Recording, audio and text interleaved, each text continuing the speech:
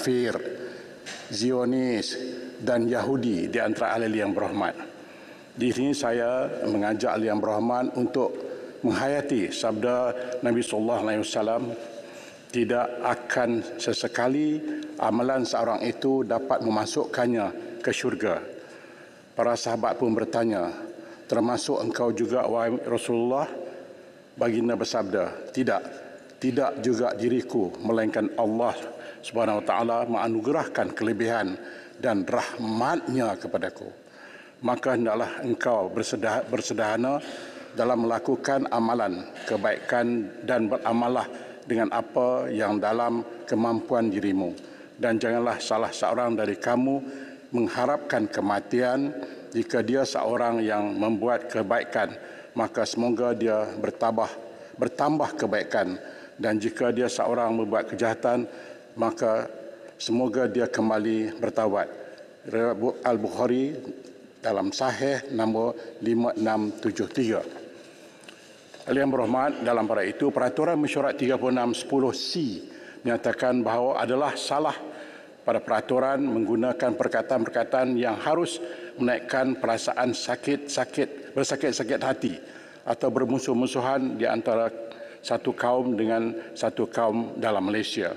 Oleh itu saya menyeru ahli yang berhormat menghentikan isu dan penyataan kafir, Zionis, Yahudi apatah sekarang ini dalam suasana yang tidak kondusif langsung, dan lain-lain perkataan yang sama maksudnya antara ahli-ahli yang berhormat yang mengeruhkan suasana dan menyentuh sensitiviti keharmonian. Yang berhormat hendaklah menunjukkan tingkah laku yang terpuji semasa mengenengahkan isu-isu rakyat dan negara. Ahli yang berhormat hendaklah menjadikan kepentingan negara sebagai matlamat utama dan tidak menggunakan dewan ini sebagai medan politik kumpulan maupun individu. Tugas yang dipertua dan timbalan-timbalan saya pula adalah mengawal selia mesyuarat dan memastikan kelancaran mesyuarat dengan peraturan-peraturan oleh ahli yang berhormat seperti yang jelas termaktub dalam peraturan mesyuarat Dewan Rakyat. Pada hari ini saya mengajak ahli yang berhormat untuk membuka lembaran baru. Padamkanlah isu panas tersebut yang berlaku pada minggu lalu. Biarlah perbahasan ahli yang berhormat adalah berlandaskan isu-isu demi membela nasib rakyat di luar di sana. Saya tegaskan bahawa saya tidak akan bertolak ansur lagi dan akan mengambil tindakan sekiranya isu dan perkataan yang saya maksudkan tadi dibangkitkan lagi. Akhir sekali saya memberi peringatan kepada yang berhormat bahawa isu-isu peribadi yang dibangkitkan dan dilaporkan di luar Dewan hendaklah jangan dibawa dan diungkit dalam Dewan. Peraturan 231I menyatakan bahawa suatu pertanyaan itu tidak boleh dikeluarkan berkenaan dengan betul atau tidaknya penerangan-penerangan dalam surat khabar atau penerangan-penerangan yang dikeluarkan oleh seorang bagi dirinya sendiri.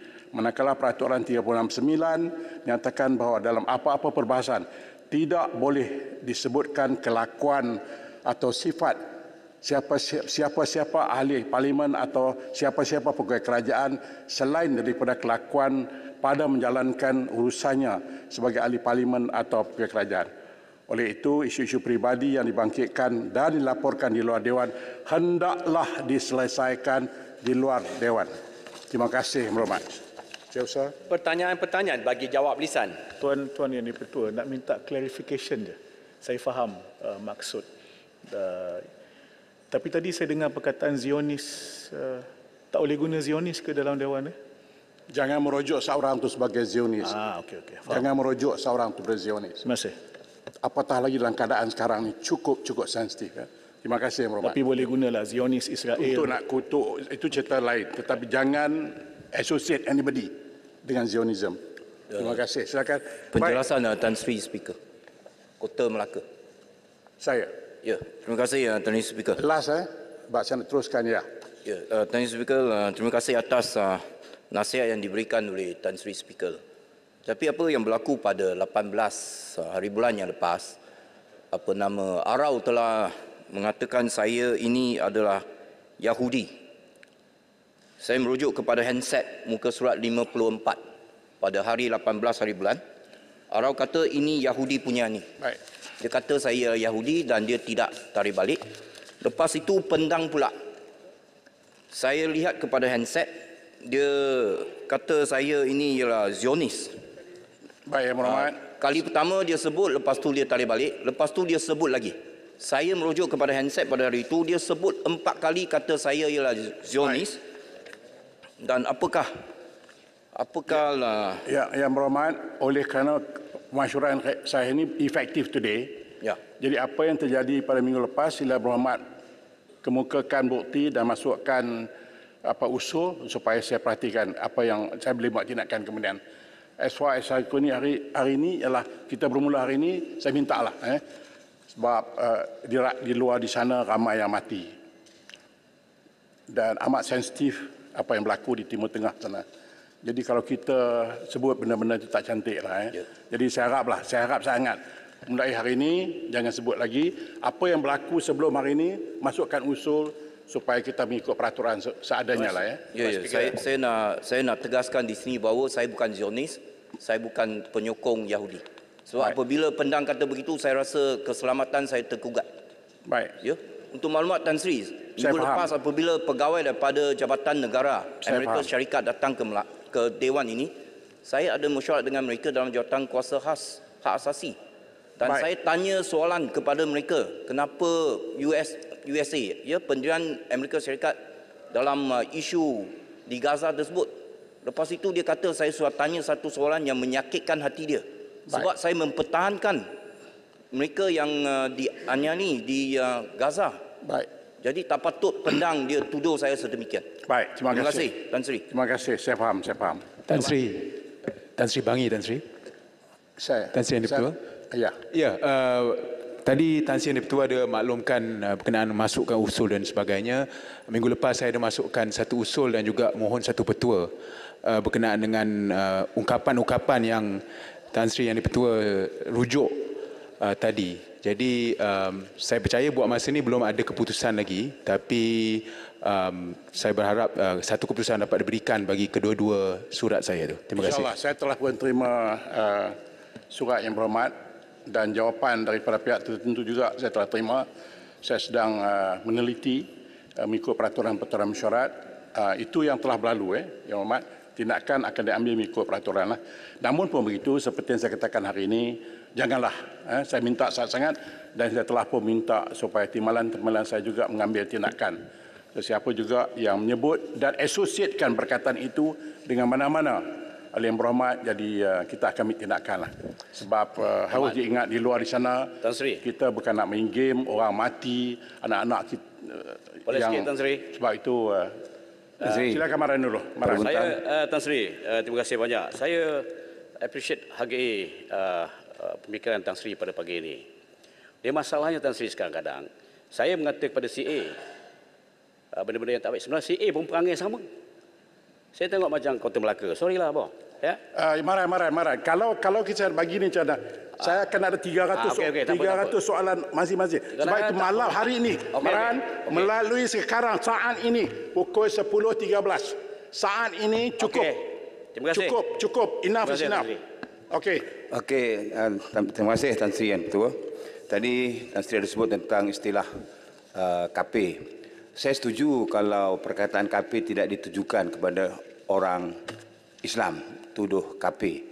Tapi kalau istilah itu digunakan untuk memang orang bukan Islam, itu sememangnya istilah yang dikhususkan oleh Allah ke atas orang bukan Islam, namanya KP. Tapi kalau ditujukan pada orang Islam, kita pun tak setuju. Yang Berhormat, Yang Berhormat seorang yang ada agama. Saya hormat Yang Berhormat. Tapi kalau Yang Berhormat ungkapkan berkawan-kawan kita yang dia merasa sedih diri dia. Soal agama soal lain. Sebut orang-orang bukan Islam contohnya. Jadi lebih nyaman, lebih enak didengar daripada kita sebut kafir. Saya faham. Yang Berhormat seorang beragama, saya faham. Tapi kalau saya kenal lagi tu, dia berkawan baik dengan kita, tiba-tiba perkataan itu bagi mereka sensitif. Kita faham maksud kafir itu faham. Tapi tak semua orang merasakan selesa dengan perkataan itu. Jadi saya minta, saya mohon, saya rayu sangat YB, jangan gunakan kata-kata yang boleh membuatkan mereka rasa sensitif. Itu saja. Boleh dia tak timbul isu sensitif. Kalau kita nak debate sampai petang pun tak habis. Saya minta janganlah. Tan Sri, sedikit menjawab Parit Bunta. Dr. Yusof Al-Qaradawi pernah menyebut bahawa perkataan kafir tidak wajar lagi digunakan. Sebaliknya, perkataan yang paling sesuai adalah muwatinun atau rakan senegara. Jadi itu lebih harmoni. Apa pun jua Sungai Petani, terima kasih. Saya minta lah Wabi, saya minta. Saya tahu Wabi lebih hebat daripada saya. Nah,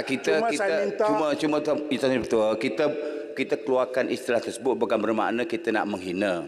Tapi kalau misalnya dalam ayat Quran, jelas disebut kita baca ayat Quran yang berkaitan dengan sifat orang kafir dan sebagainya, yang terpaksa kita baca ayat tersebut. Adakah itu termasuk dilarang? Innallazina amanu wallazina kafaru contohnya. Takkanlah itu pun tak boleh. Tengoklah penggunaan ayat. Saya tidak menyebut tidak boleh. Jangan asosiatkan. Jangan bergantung kepada penggunaan ayat. Kalau ayat itu memang ditafsirkan begitu, kita nak kata Yang berhormat, kalau saya nak buka medan ini, akan ada 70 orang akan bagi pandangan berbeza. Kalau nak buka medan ini. Jadi cukuplah. Saya faham. Tapi tengok keadaan lah. Terima kasih, berhormat. Tengok keadaan. Baik. Kalau memang ayat itu diterjemahkan begitu, yang berhormat cukup tidak bermaksud untuk nak menghina. Dah cukup. Cukuplah, cukup yang mat. Tidak bermaksud untuk menghina, tapi memang itu yang istilahnya. Apa lagi yang nak buktikan? Saya kan cukuplah. Terima kasih, Tuan Betul. Baik. Oleh kerana Puchong tidak hadir hari ini, saya jemput Tan Sri Datuk Haji Mahaidin bin Haji Muhammad Yassin Paguh. Nombor 1, silakan. Nombor 2. Tan Sri Yang Tua, soalan yang kedua. Silakan Menteri. Assalamualaikum warahmatullahi wabarakatuh. Tan Sri Yang Tua, terima kasih rakan saya dari Paguh. Apakah pendirian kerajaan? Pendirian kerajaan ialah apa juga perbuatan, kenyataan, hantaran, ucapan, penerbitan dan seumpamanya yang bertentangan dengan undang-undang. Nanti saya akan sebut undang-undang yang menjadi asas perundangan. Untuk perkara dari hal 3R ini tidak dibenarkan. Baik, apakah asas perundangannya? Yang pertama, Perlembagaan Persekutuan. Yang kedua, Kanun Keseksaan. Yang ketiga, Akta Komunikasi dan Multimedia. Akta Hasutan 1948. Menyentuh tentang asas perundangan Akta Hasutan 1948, Jemaah Menteri pada 8 September membuat keputusan berikut. Provokasi atau hasutan melibatkan raja boleh diambil tindakan di bawah Akta Hasutan 1948. Bagi isu berkait hasutan yang lain-lain selain pada raja, Akta Hasutan 1948 pendirian Jemaah Menteri ialah untuk tidak diguna pakai. Sebaliknya, boleh saja guna pakai Kanun Keseksaan atau Akta Komunikasi dan Multimedia. Dari segi Perlembagaan Persekutuan, kebebasan bersuara terjamin. Tapi ada limitnya. Di sana ada perkara 10 pasal 2. Begitu, Perlembagaan Persekutuan turut menekankan tentang kebebasan beragama dan aspek keharmonian dalam agama melalui perkara 3.1 dan perkara 11. Tapi selama kuasa agama terletak di bawah bidang kuasa negeri, misalnya, maka di sana ada enakmen negeri yang menghalang atau tidak membolehkan dan tidak membenarkan bahkan satu kesalahan jika berlaku penyebaran agama lain terhadap orang Islam. Kedaulatan institusi raja pula telah diangkat tinggi melalui perkara 32 Perlembagaan Persekutuan. Perkara tentang isu-isu mengenai hak, keistimewaan dan prerogatif institusi raja turut ditekankan di bawah perkara 152, 153 dan 181 Perlembagaan Persekutuan. Baik. Akta Hasutan 1948 dan Kanun Keseksaan juga antara yang digunakan pakai oleh pihak pasukan polis dalam menjalankan siasatan. Di bawah Akta Hasutan 1948, sebarang perbuatan atau kenyataan yang mempunyai kecenderungan menghasut merupakan satu kesalahan di bawah Seksyen 4 dan Seksyen 31 Akta yang sama. Saya tak baca panjang, Miko Paguh pernah duduk kerusi saya, arif tentang perkara ini. Kanun keseksaan pula, kita dalam perkara yang tidak dinyatakan secara khusus, maka perbuatan atau perkataan yang boleh mencetuskan ketidakharmonian agama ini akan disiasat dalam Seksyen 298 dan 298A Kanun Keseksaan. Selain itu, Seksyen 505 Kanun Keseksaan memperuntukkan kesalahan bagi kenyataan yang mendatangkan khianat awam, dalam bahasa Inggeris public mischief dengan izin. Secara spesifik, Seksyen 505(c) Kanun Keseksaan adalah berkaitan kenyataan yang mendatangkan khianat awam dengan niat mengapikan atau mungkin mengapikan. Terima kasih. Paguh. Terima kasih Yang Berhormat Menteri. Ya, saya pernah duduk di sana, tapi saya tak pernah dengar dalam sejarahnya Ketua Polis Negara mengatakan tak boleh sebut soal 3R. Boleh sebut, tetapi jangan menyebut tentang perkara-perkara yang boleh menyentuh sensitiviti ataupun perasaan perkauman dan sebagainya itu. Jadi bila mana Ketua Polis Negara baru-baru ini mengatakan jangan sebut langsung, saya faham memang ada akta hasutan dan lain-lain lagi. Saya fikir kenyataan itu tidak tepat. Jadi saya minta kepada Yang Berhormat Menteri, boleh tak beritahu pada Ketua Polis Negara, jelaskan boleh. Pasal kita ada hak dan kebebasan untuk bersuara. Semua kita boleh cakap. Cara yang baik. Jadi kalau tak ada banyak soalan memperjuangkan nasib kaum orang Melayu, takkan itu bercanggah.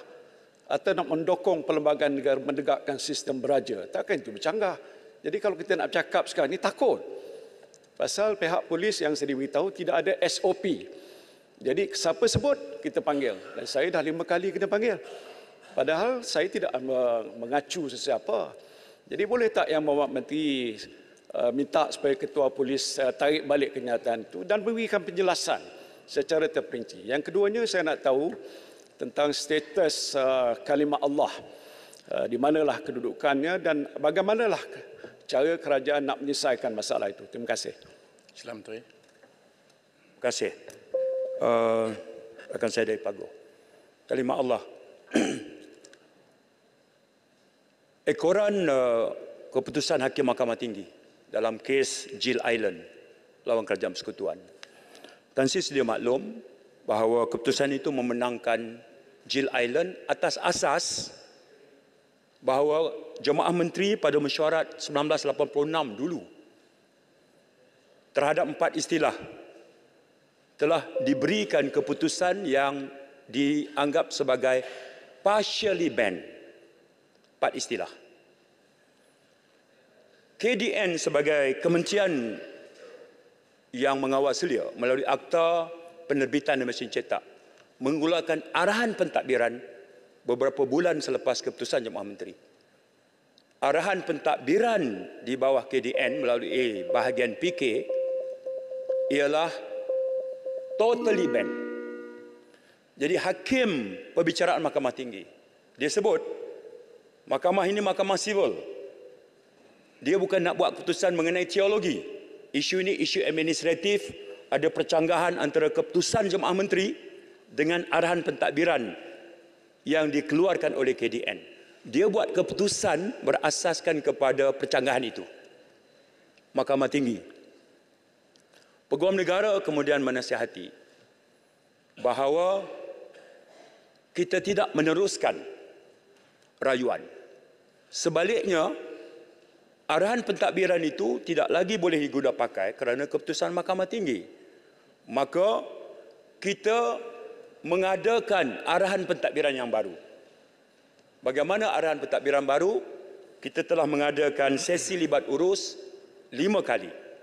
Dan kemudian hasil libat urus itu telah pun kita bentangkan pada MKI yang dipengusikan oleh Tuanku Sultan Selangor. Saya dipahamkan agenda tentang hasil libat urus itu sebagai satu cadangan ke arah membina arahan pentadbiran baru dijadualkan akan dibentangkan kepada masyarakat raja-raja yang akan bersidang di antara 25 hingga 27. Okey, itu hasil sekarang ini ya. Hasil perbincangan dah ada, dah dibentang pada MKI di Pengerusi Selangor dan dijadualkan dibentangkan oleh Sekretariat MKI kepada Majlis Raja-Raja. KDN akan mengambil panduan daripada situ untuk mengadakan garis panduan yang baru bagi isu penggunaan kalimah Allah. Baik. Ketua Polis Negara dikatakan mengeluarkan kenyataan tak boleh bercakap tentang 3R. Tan Sri, nak bercakap tentang bangsa kita, kasih sayang pada bangsa, bangsa mesti rajin, bangsa mesti terus maju, tingkatkan martabat dan kemuliaan, tak ada siapa, tak ada salah apa-apa pun. Teruslah bercakap. Tak ada isu apa. Okey? Tak ada. Yang tak boleh apa? Yang tak boleh kalimah macam ini.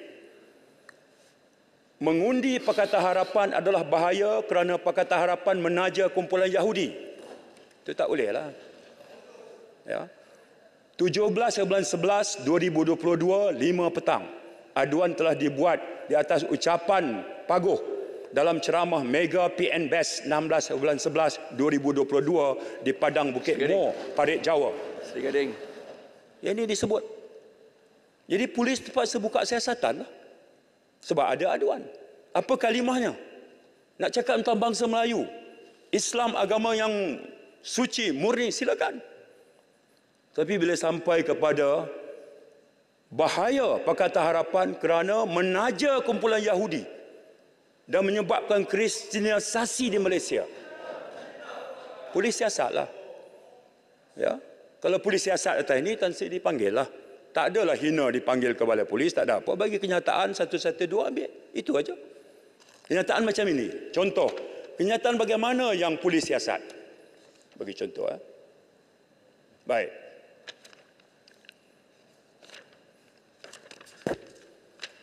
Saya ambil contoh. Baik. Ini yang dibuat oleh Marang. 30 Julai 2022. Ada aduan dibuat. Sepanjang 22 bulan memerintah, Pakatan Harapan telah merungkai perlembagaan persekutuan. Buang Islam. Cabar hak istimewa orang Melayu. 22 bulan saya dengan Paguh sama-sama dalam kerajaan.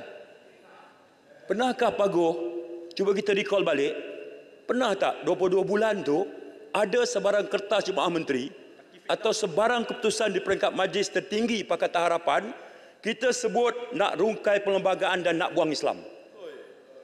Tak ada. Tapi ini diungkap. Oleh kerana itu aduan dibuat. Aduan dibuat. Ya. Baik. Semalam pun sebut lagi. Penjelasan yang nanti ya, saya belum habis lagi.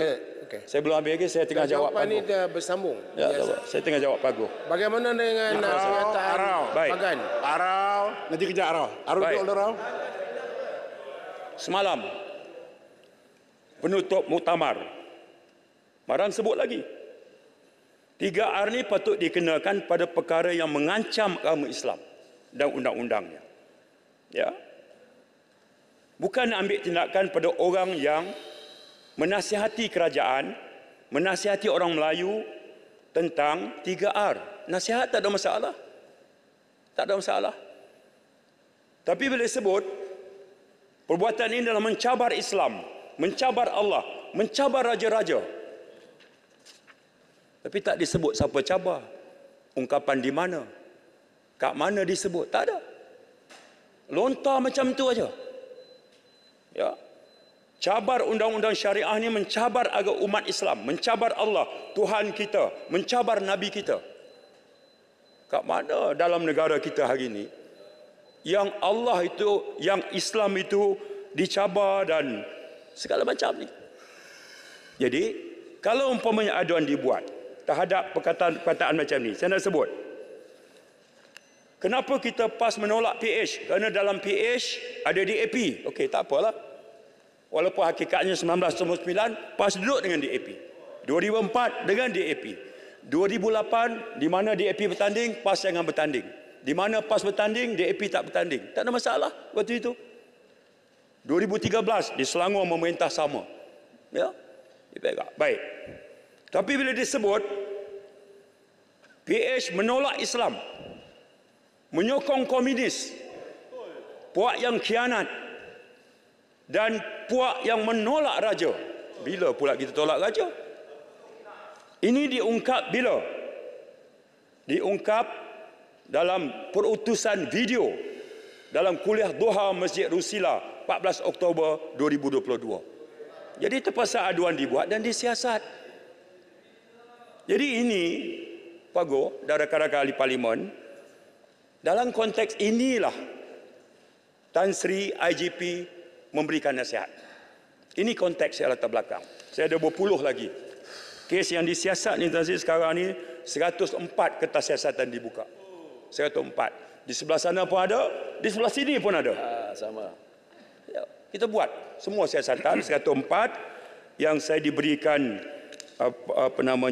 bahan untuk memaklumkan. Saya boleh sebut lagi perkataan-perkataan yang saya katakan bahawa kanun keseksaan, akta komunikasi, perlembagaan persekutuan, ini hal-hal yang menjadi panduan kepada kerajaan dalam menangani isu 3R. Penjelasan sikit. Yang tak dihalang terus apa dia? Silakanlah nak cakap tentang agama, tentang bangsa, silakan. Ya, sebab kita pun seperti mana sebelah sana, kita pun beriman dengan Al-Quran yang sama. Kita baca ayat ya ayuhan nas inna khalaqnakum min zakari wa unsa wa ja'alnakum syu'uban wa qabaila lita'arafu. Inna akramakum 'indallahi atqakum innallaha alimun khabir. Kita baca. Saya pun dulu usrah belah sana dengan Kota Baru. Nakib yang sama bacalah. Kita tahu. Wahai manusia, sesungguhnya Allah mencipta kamu daripada lelaki dan perempuan. Dan kemudian kami jadikan kamu berbangsa-bangsa. Bersuku-suku. Untuk apa? Untuk lita'arafu, saling kenal mengenal. Relevan tu. Relevan lah. Ada Melayu, ada Cina, ada India. Bukan gelar kafir, Zionis. Itu bukan lita'arafu. Penjelasan yang Muhammad. Ya. Assalamualaikum warahmatullahi wabarakatuh. Kuala Selangor, silakan. Terima kasih. Penjelasan yang Muhammad. Sambungan. Arau, dia tak ada penjelasan Arau. Arau, ini soal Kuala Selangor. Terima kasih Tan Sri Yang Di-Pertua. Please, Arau, please. Terima kasih Tan Sri Yang Di-Pertua. Terima kasih Yang Berhormat Menteri KDN yang sangat jelas dan tuntas jawapan seluruhnya yang dibentangkan sebentar tadi. Soalan saya terkait dengan bagaimana kita sebagai ahli parlimen, ahli pembikin undang-undang, pengubah undang-undang mesti bertanggungjawab. Pada akhirnya seperti mana yang dijelaskan oleh Menteri, 3R tidak ada 3R itu tidak ada masalah untuk kita gunakan dengan sebaiknya. Tetapi apabila ia telah terkait dengan persoalan kepentingan dan kepartaian parti ataupun kepentingan kepartaian, ia menjadi rosak. Dan sudah betul. Lalu persoalan saya sini adalah untuk kembali kita semua diingatkan. Siasah adilah, siasah yang adil mengikut kata Imam Ibn Uqail Al-Hambali menyebutkan bahawa mudahnya adalah siasat itu, siasat yang adil yang diiktiraf oleh Islam itu adalah apapun public policy dan dasar-dasar kerajaan yang akhirnya mesti aqrabu ila salah wa ab'adul anil fasad, mendekatkan yang baik dan menjauhkan yang buruk. Soalan saya Tan Sri Yang Di-Pertua, dalam keadaan kita berdepan dengan cabaran ini, ya, yang akhirnya digunakan syurga dan neraka ini, dan perkara yang pertama yang nak saya bangkitkan adalah sejauh mana kerajaan, Menteri KDN, sejauh mana kerajaan dalam menangani perkara ini serius dalam mewujudkan satu rang undang-undang akta kebencian kaum dan especially melalui ucapan dengan mewujudkan satu anti-hate speech dengan izin ataupun akta ucapan kebencian yang sekaligus mesti dimasukkan juga dengan akta anti-diskriminasi, kerana inilah antara punca yang membawa kepada keberontakan yang sedang kita lihat dan akan terus kita lihat andainya rang undang-undang ini tidak dapat kita gubal. Terima kasih Tan Sri, terima kasih Menteri. Terima kasih Menteri. Tan Sri, saya sambut baik syur cadangan sahabat saya dari Kuala Selangor. Apa saja ikhtiar yang boleh kita buat, termasuk menggunakan platform ini, tempat di mana kita menggubal undang-undang. bagi menjamin keamanan dan keadilan. Itu satu syiar yang sangat baik. Tan Sri, undang-undang satu bab, pokok pangkalnya adalah kita yang bergelar politician, yang memegang amanah sebagai pemerintah. Di sana, di luar sana ada 30 juta rakyat yang mengharapkan negara ini ditadbir urus dengan baik. Rakyat nak pergi kerja, selamat. Hantar anak sekolah, selamat.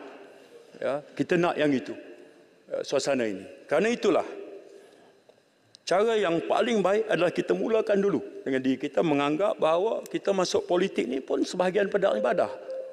Ya. Seru buat baik dan larang buat jahat. Itu dalam kepahaman saya tentang manusia di Tan Sri Dipertua. Dalam Quran dia cerita di dunia ini klasifikasi manusia itu ada 3. Muslim yang mengucap syahadah. Yang tak mengucap syahadah disebut non-Muslim. Kategori ketiga adalah the aggressor. Hereafter, akhirat nanti ada 2 je kategori manusia. Pengakhiran yang baik atau pengakhiran yang tidak baik. 2 aja. Sebab itu dia yang bergelar Muslim dalam dunia ini pun ada lagi 5 klasifikasinya.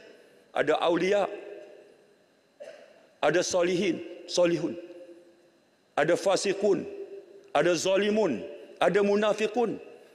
Di kalangan kita yang Muslim itu pun yang mengucap syahadah ada lagi klasifikasinya. Mudah-mudahan kita nak tergolong yang baik-baik. Jadi don't simply kita accuse. Ini kafir, ini munafik, ini tak. Itu urusan Allah Ta'ala. Allah Ta'ala bagi panduan supaya kita tengok. Penjelasan. Allah Ta'ala ceritakan tentang kriteria itu supaya kita rasa kriteria ini nampaknya kena kat aku. Bukan tengok kat orang lain. Di kalangan non-Muslim pula, Quran pun membahagikan kepada etis, kepada musyrik, kepada kafir, kepada rejector dan kepada ahli kitab. Bagi saya tanya soalan. Baik. Kerana itu. Bagi saya tanya soalan. Tambahan yang kedua. Ini kafir dah selesai. Bila Allah Ta'ala cerita dalam Al-Quran tentang karakteristik siapa zalimun, siapa fasikun, kita cuba jauh dan kemudian kita cuba tengok barangkali sifat tu ada pada aku. Barulah betul. Ni bila nampak yang itu, ni sikap ni tak ada pada aku, ada pada orang lain. Masa dah habis. Wabillahi taufiq wal hidayah. Assalamualaikum warahmatullahi wabarakatuh. Soalan saya jemput Tuan Azli. Jom kita berceramah kat luar. Shah Alam. Saya cabar Menteri Dalam Negeri berceramah dengan saya kat luar. Saya jemput Tuan Azli bin Yusof Shah Alam. Silakan. Terima kasih Tan Sri Yang Dipertua. Soalan saya nombor 3. Baik, terima kasih Sila Menteri. Terima kasih Tan Sri Yang Dipertua. Kementerian Pendidikan Malaysia telah melaksanakan pelbagai usaha dalam mengetengahkan literasi politik dan kenegaraan kepada murid sekolah rendah dan menengah memandangkan mereka akan layak untuk mengundi pada umur 18 tahun sebaik sahaja meninggalkan alam persekolahan. Kurikulum sejarah memberi fokus kepada pengetahuan, kemahiran dan nilai yang berkaitan dengan pendidikan politik dan kenegaraan.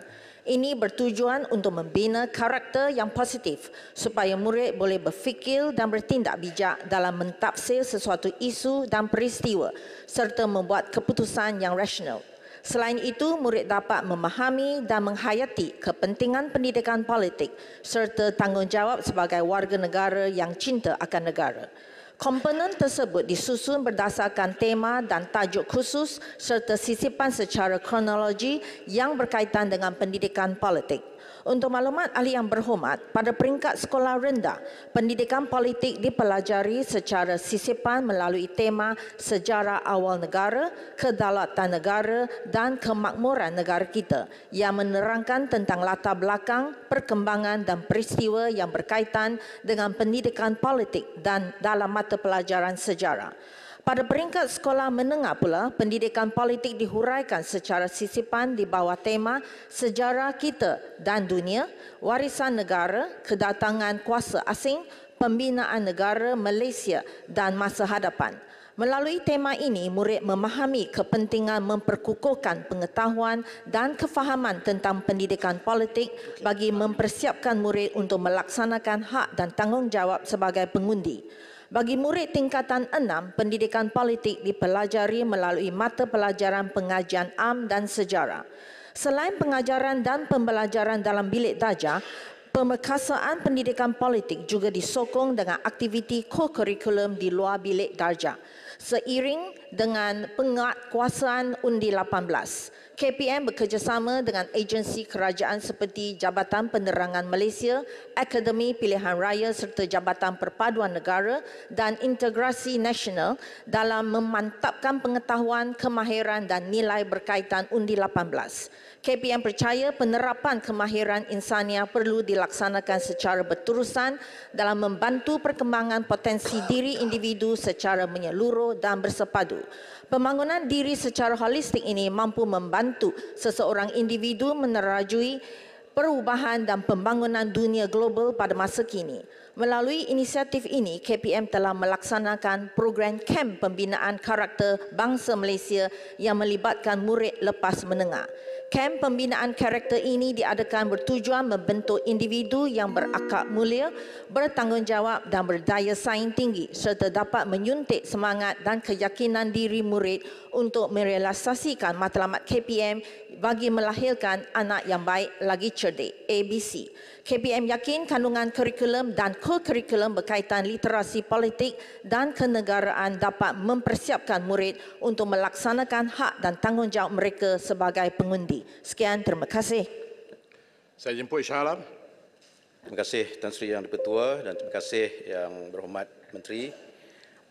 Saya kira soalan saya ini ada hubung kait yang sangat rapat dengan soalan dari Yang Berhormat Paguh tadi, kerana kita lihat di dalam Dewan ini sendiri pun yang terlibat drama cerdik pandai, pembuat ataupun penggubal dasar ini pun masing-masing belum lagi dapat mencerakinkan atau mendapat satu persafahaman yang baik tentang diversity yang berlaku dalam negara kita ini.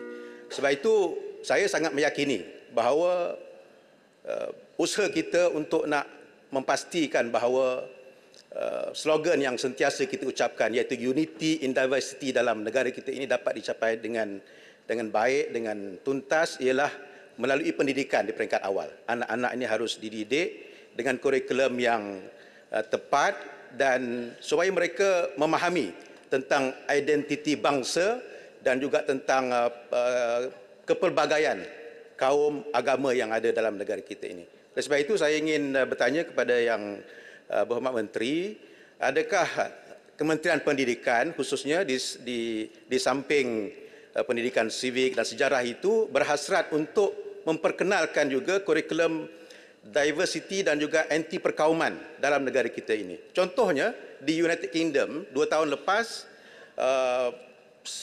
begitu banyak sekolah, ya, lebih daripada 600 buah sekolah yang telah pun ringkaskan, ya, panjang sangat. Sekolah di United Kingdom itu telah pun mengadaptasi kurikulum yang baru untuk memahami diversity dan juga anti rasisme yang secara jelas telah berlaku dalam negara mereka dan tidak terkecuali dalam negara kita juga. Terima kasih Tan Sri. Silakan. Terima kasih Yang Berhormat. Untuk maklumat ahli yang berhormat, pendekatan whole school approach dengan izin digunakan untuk menerima, menghormati dan meraihkan kepelbagaian. Pendekatan ini membentuk ekosistem pengalaman pembelajaran murid yang mendorong kepada amalan tingkah laku yang terpuji di dalam dan di luar bilik darjah. Pemupukan nilai-nilai universal dapat membentuk murid yang mempunyai semangat sayang dan cinta akan negara. Melalui pelaksanaan kurikulum, aspek kerama insania diintegrasikan dalam mata pelajaran pendidikan moral dan pendidikan sivik. KPM menerapkan kesedaran sivik dan nilai murni dalam kalangan murid di semua sekolah KPM dengan menyediakan manual kesedaran sivik dan amalan nilai murni. Manual ini menekankan kepada pembangunan sasia, perpaduan, toleransi dan lain-lain yang menjurus kepada amalan kehidupan dan nilai murni secara universal. Sekian, terima kasih. Sila Yang Dharma-Anggota. Terima kasih Tuan Yang Di-Pertua, terima kasih Yang Berhormat Menteri. Saya nak berbalik kepada soalan asal dan ada dua bahagian soalan tambahan saya. Yang pertama ialah kurikulum sejarah yang ada sekarang ini direview antara lain selepas tahun 2000, yakni selepas beberapa siri seminar dan program-program yang pada masa itu berkaitan dengan patriotisme. Saya tahu sebab saya antara penganjurnya. Saya cadangkan kurikulum sejarah itu kena review baliklah sebab itu dah lama, ya. dan review balik kerana untuk bersesuaian dengan undi 18. Specific reason, Tuan Yang di-Pertua. Kedua, kena ada praktikal juga. KPT dah tunjukkan jalan supaya mahasiswa sekarang menganjur sendiri pilihan raya kampus. Saya taklah cadang pelajar anjur sendiri, tapi saya nak cadangkan, cuba kaji, mungkin ada kesesuaian pengawas ini di peringkat sekolah menengah dulu. Pengawas bukan dipilih oleh guru, tapi ada pilihan raya. Dulu, setengah-setengah sekolah konvent ada election untuk school prefects. Jadi kita boleh lihat pengalaman. Jadi tidaklah tiba-tiba je umur 18 tahun baru nak jumpa peti undi. Ini kita dah latih dia dulu. Jadi kalau dia tak betul, silap, kita perbetulkan semasa dia di bangku sekolah. Terima kasih. Sila Menteri. Terima kasih Ahli Yang Berhormat. Cadangan Ahli Yang Berhormat kita akan mengambil kira, kita akan mempertikaikan, dan yang itu satu cadangan yang juga sangat baik tentang pemilihan pengawas. Kami akan KPM akan mengkaji dan terima kasih. Baik, saya jemput Tuan Kalam bin Salan, Sabak Bernam. Terima kasih Tan Sri Datuk Yang di-Pertua. Soalan saya nombor 4. Sila Menteri. Tan Sri Yang Pertua, setakat Jun 2023, jumlah keseluruhan pelaburan KWSP dalam pasaran domestik adalah sebanyak 665 bilion ringgit. Jumlah pelaburan ini dijangka akan meningkat kepada 700 bilion ringgit pada akhir tahun 2023, iaitu peningkatan sebanyak 9% berbanding pada tahun 2022. Untuk makluman Yang Berhormat, pelaburan KWSP adalah berpandukan alokasi dana yang ditetapkan oleh panel pelaburan KWSP pada setiap tahun.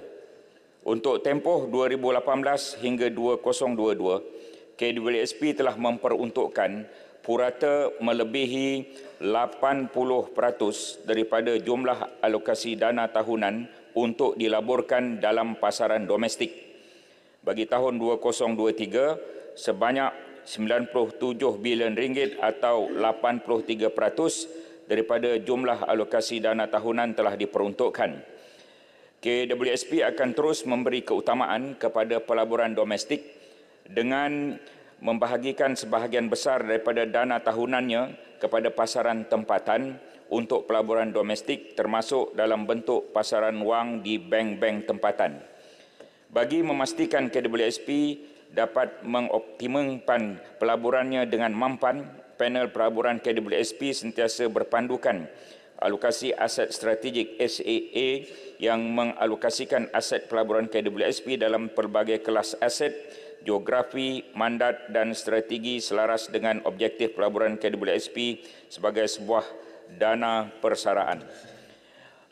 Untuk dimaklumkan di sini bahawa antara yang kita labur dalam 2022 hingga 2024, instrumen berpendapatan tetap 45.5%, ekuiti tersenarai 42.5%, ekuiti persendirian 3%, aset nyata 6%, instrumen pasaran wang 3%, jumlah 100%. Terima kasih. Saya jemput Sabak Bernam. Dengan keuntungan 9% tersebut, adakah kerajaan akan memberikan pertimbangan kepada pengeluaran tersasar kepada pencarum berbanding sekarang ini diperkenalkan cagaran caruman mereka di institusi perbankan untuk tujuan pembiayaan peribadi. Terima kasih. Mulai tahun depan, Tan Sri Yang Pertua telah diumumkan dalam Belanjawan 2024, kita akan membuka satu lagi akaun untuk pencarum KWSP. Sekarang ini ada akaun 1 dan akaun 2. Apa yang diumumkan oleh Perdana Menteri, Menteri Kewangan, diumumkan akaun fleksibel. Kita akan mengumumkan tentang apa maksud akaun fleksibel ini yang akaun ketiga yang boleh diakses oleh semua ahli tanpa mengira mereka B40, M40, T20, khususnya ketika kecemasan. Ini adalah untuk memanfaatkan atau meremankan beban keuangan ketika menghadapi keperluan di luar jangkaan. Sekarang ini sedang dimuktamadkan. Pengeluaran seperti dulu kita tak buat lagi, Tan Sri.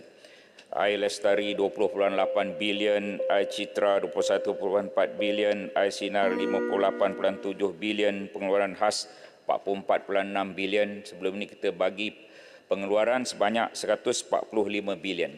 Lepas ini mulai tahun depan, akaun fleksibel. Bagaimana kaedahnya, berapa persen daripada simpanan itu boleh masuk dalam akaun fleksibel, itu semua belum lagi diputuskan.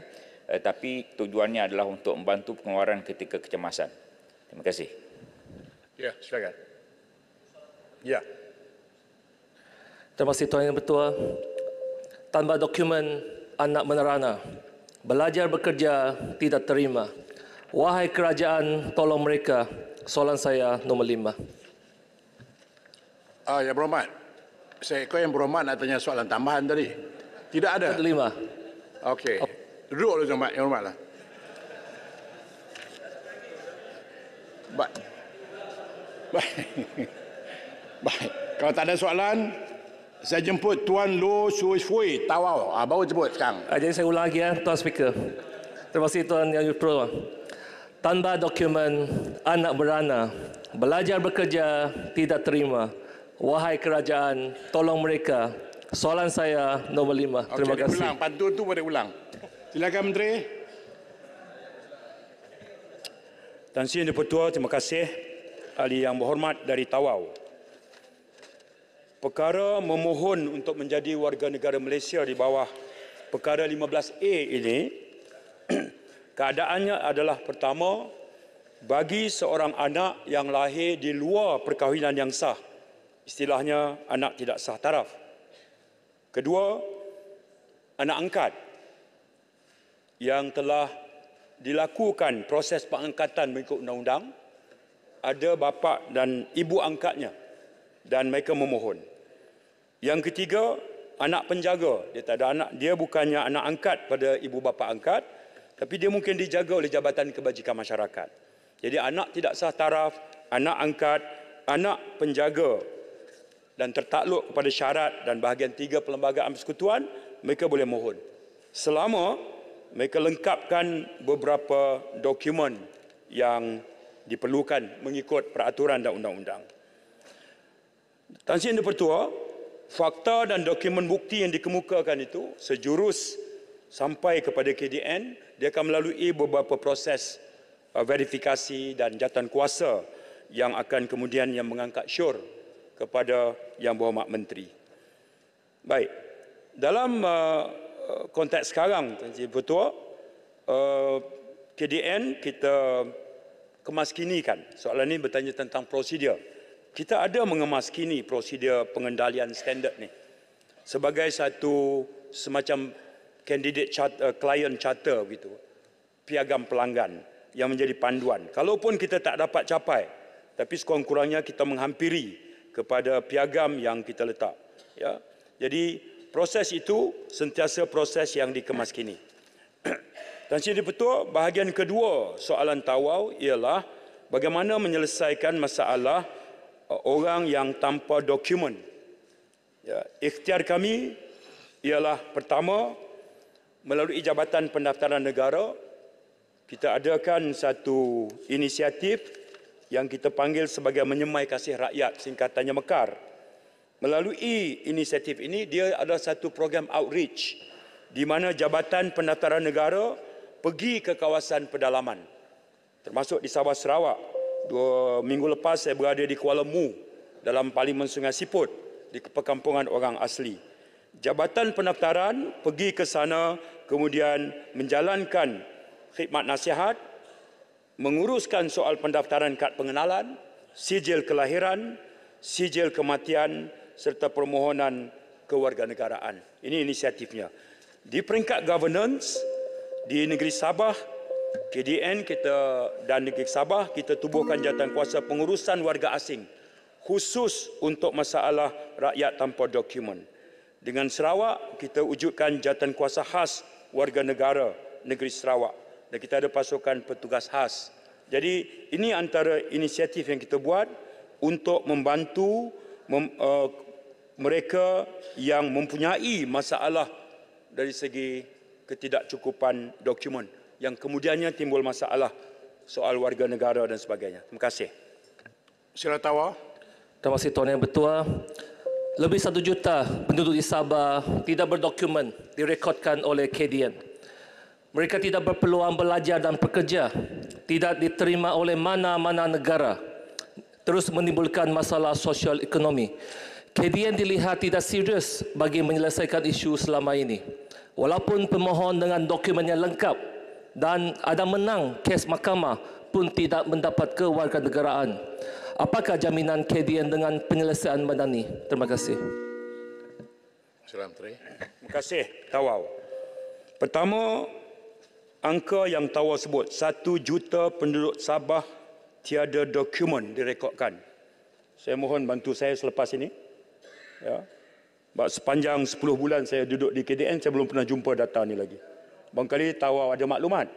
Boleh salur. Pertama. Yang kedua, ialah kalau dokumen itu lengkap, ya, dan ada dalam pengetahuan Yang Berhormat Tawau, biar kita cari penyelesaian. Ya. Ada dalam pengetahuan Tawau, pemohon itu lengkap dokumennya. Apa maksud lengkap dokumen? Ada sijil pengangkatan, ada sijil pelahiran, ada permohonan daripada penjaganya, ya, ada bukti keberadaan dia. Semua dia ada lebih kurang 11 weightage yang kami guna pakai. Lengkap yang ini masih ada masalah, beritahu secara spesifik kes itu.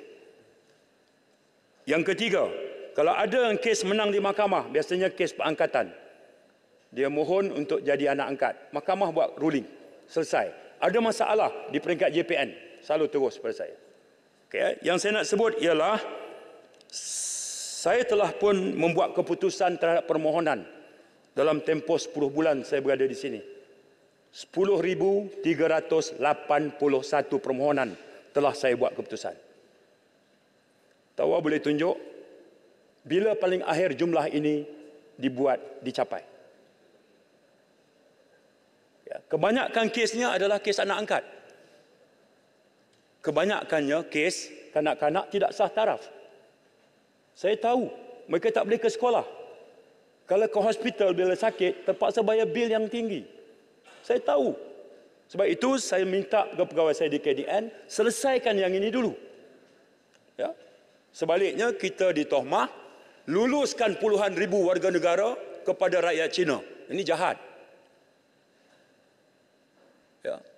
Kalau mereka tahu bagaimana berhempah pulas pegawai di KDN menguruskan perkara ini, 10,381 dalam tempoh 10 bulan, Tawau.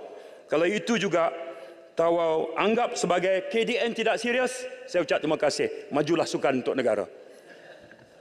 Silakan. Baik. Sini. Tan Sri. Ya, silakan. Okey. Kak Pierre. Okey, terima kasih Tan Sri Yang Di-Pertua. Yang Hormat Menteri, tadi kata yang lengkap akan diberi peluang untuk kelulusan. Tapi memang saya nampak pada kebiasaannya, ia memakan masa 3-4 tahun. Kadang-kadang kita tanya tak ada jawapan. Biasa jawapannya adalah dalam proses. Saya rasa 2 penggal yang lepas, ataupun tak lama dulu saya pernah jumpa dengan Menteri. Warga emas yang saya kemukakan sokongan tu, saya terima kasih yang mau kata 10 lebih ribu, tapi saya nampak tak mau cukupi, kalau boleh lebihkan. Tapi permohonan yang saya kemukakan tu, yang telah 3-4 tahun warga emas tu, sampai hari ini tak ada jawapan. Saya mohon jasa, kalau boleh, apa salah, luluskan untuk warga emas yang memerlukan keinginan mereka untuk dapatkan kewarganegaraan ini. Terima kasih, Yang Berhormat. Tan Sri, terima kasih sahabat saya dari Tanjung Piai. Warga emas ni, Tan Sri, kebanyakannya adalah gagal melepasi ujian penguasaan bahasa Melayu. Kebanyakan. Harap-harap tak termasuk kes yang Tanjung Piai maksudkan. Penguasaan bahasa ni di negara-negara luar, best practices-nya pun kita teliti. Mereka menghendaki yang nak mohon warga negara itu boleh berbahasa, bahasa rasmi, bahasa pertuturan negara berkenaan. Ini kebanyakannya. Dia markah tak lulus 1, markah lulus 8. Dia ada rating dia. Sekarang ni, yang 2 pun kadang-kadang saya luluskan. 2 ni maknanya, terima kasih, dia jawab sama-sama. Itu pun lulus. Ya. Apa khabar? Khabar baik. Itu lulus. Dia tak boleh buat ayat macam macam Tanjung Piai buat. Tak apalah. Sampai kita turunkan kayu ukur sampai ke situ. Ya, ada yang warga usia lama ni, Tan Sri, mereka terlalu fasih dengan bahasa asing. Jadi sampai tidak boleh langsung. Jadi yang itu antara kekangan yang kita dapat, yang kita hadapi. Itu pun kita cuba bantu. Tanjung Piai tolong ingatkan saya balik kes yang spesifik, yang lengkap dokumen dan sebagainya. Saya akan bantu mudah carakan. Terima kasih. Baik, saya difahamkan Temerloh tidak ada dalam Dewan. Saya jemput Datuk Bat Bali bin Musa Sepitang. Terima kasih Tan Sri Speaker. Soalan saya nombor 7. Sila Menteri. Terima kasih Tan Sri Speaker. Terima kasih kepada MP Sepitang yang bertanyakan berkenaan tentang menaik taraf klinik kesihatan luar bandar Padas Damit, dan juga ini adalah jawapan daripada KKM. Kementerian Kesihatan sememangnya bercadang untuk menaik taraf klinik kesihatan Padas Damit sedia ada dengan membina sebuah blok tambahan baru. Ini bagi menyediakan ruang rawatan yang lebih luas untuk unit pesakit luar, kesihatan ibu dan anak, termasuk sebuah kerusi pergigian untuk penduduk di sana. Projek ini dijangka bermula pada pertengahan tahun 2024. Pada masa ini, Kementerian Kesihatan juga sedang menaik taraf pendawaian elektrik termasuk penggantian komponen elektrik di klinik kesihatan Padas Damit. Kerja-kerja pendawaian ini dijangka selesai pada hujung tahun ini. Sekian, terima kasih. Silakan Sepitang. Terima kasih Tan Sri Yang Di-Pertua. Terima kasih kepada Yang Berhormat Menteri atas jawapan dan penjelasan yang diberikan sebentar tadi. Tentunya penjelasan tersebut merungkai persoalan yang telah kita bangkitkan ini. Sesungguhnya isu berkaitan kesihatan ini sesuatu yang amat penting untuk ditangani serta diberi perhatian kerana ianya adalah isu masyarakat yang dekat dan melekat di hati rakyat.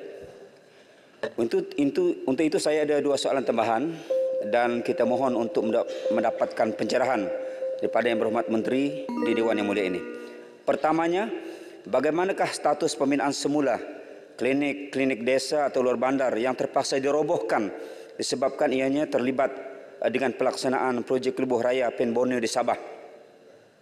Salah satu klinik desa yang terlibat letaknya di Kampung Bukau dalam kawasan Parlimen P178 Sepitang. Kita mohon dan berharap agar Kementerian Kesihatan Malaysia untuk mempercepatkan pembinaan semula klinik tersebut, memandangkan ia satu keperluan yang maha penting bagi penduduk di kawasan tersebut dan sekitarnya.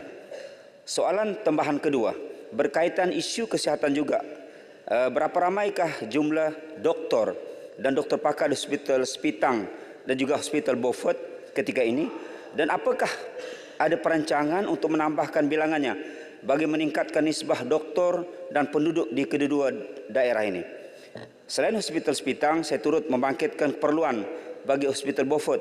Memandangkan kawasan Parlimen Sepitang ini merangkumi sebahagian kampung dalam daerah Beaufort, di mana hospital terdekat penduduknya berurusan adalah di daerah Beaufort. Dan untuk makluman Dewan Yang Mulia ini, sebahagian pekan Beaufort itu sendiri sebenarnya terletak dalam kawasan Dun Lumadan di dalam Parlimen Sepitang. Sekian, mohon pencerahan. Terima kasih. Sila Menteri. Terima kasih Yang Berhormat Sepitang. Satu persoalan yang baik berkenaan tentang klinik-klinik yang terlibat di dalam pembinaan Pen Borneo. Kami memberikan komitmen untuk membina klinik statik untuk menggantikan klinik-klinik yang akan dirobohkan akibat pembinaan Pen Borneo. Dan juga berkenaan tentang klinik yang dimaksudkan oleh Yang Berhormat berkenaan tentang klinik Bukau.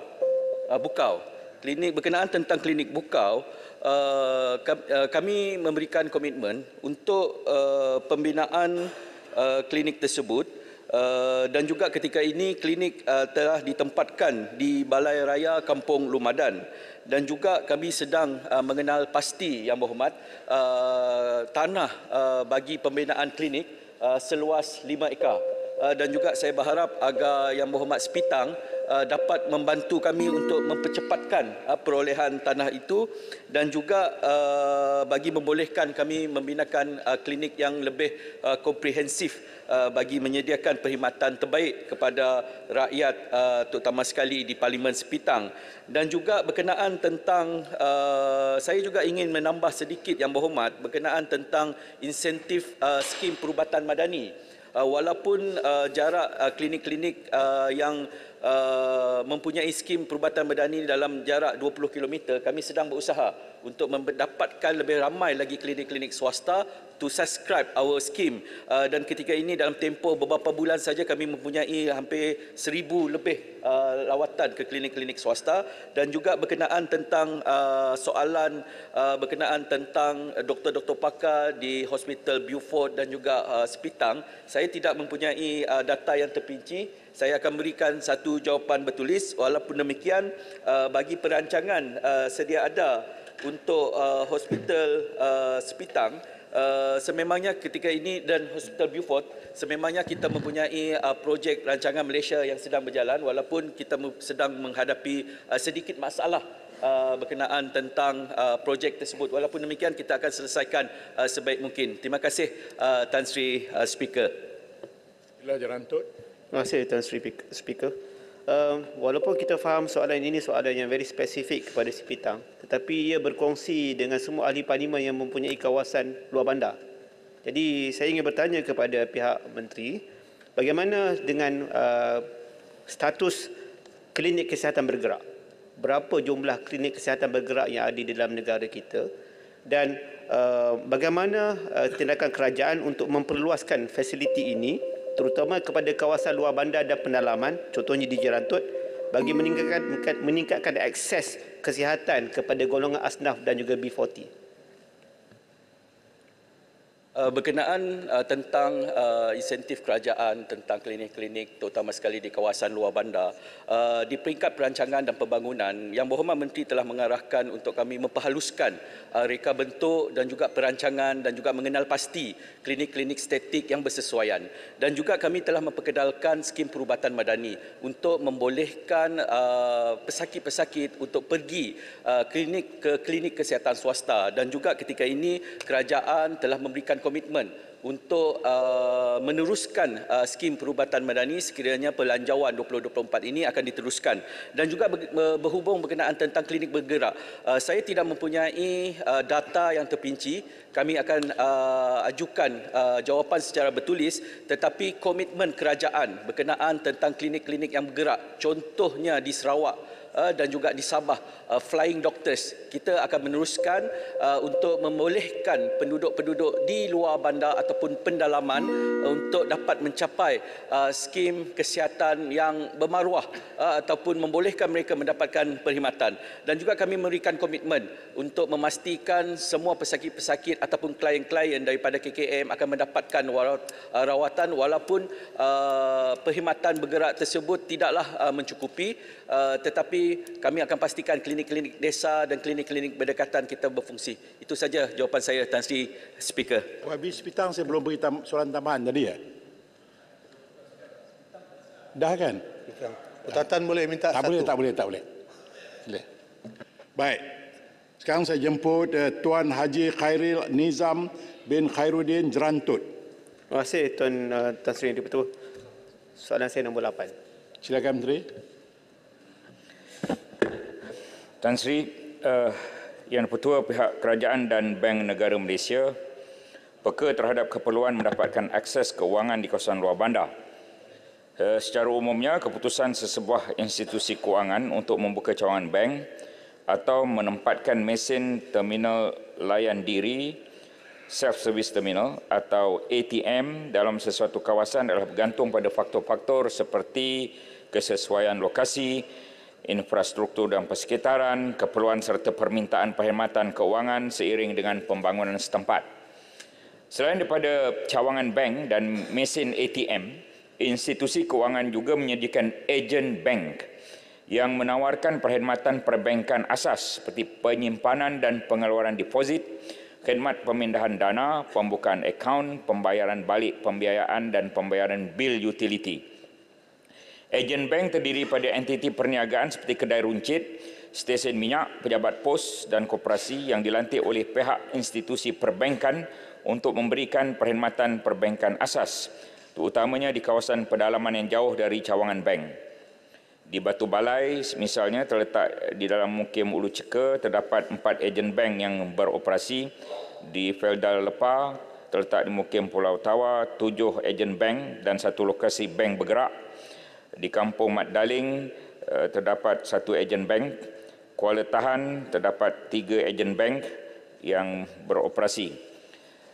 Seterusnya, Tan Sri Yang Dipertua, pihak bank bersama Kementerian Keuangan terus berusaha untuk memperluaskan inisiatif perkhidmatan bank bergerak.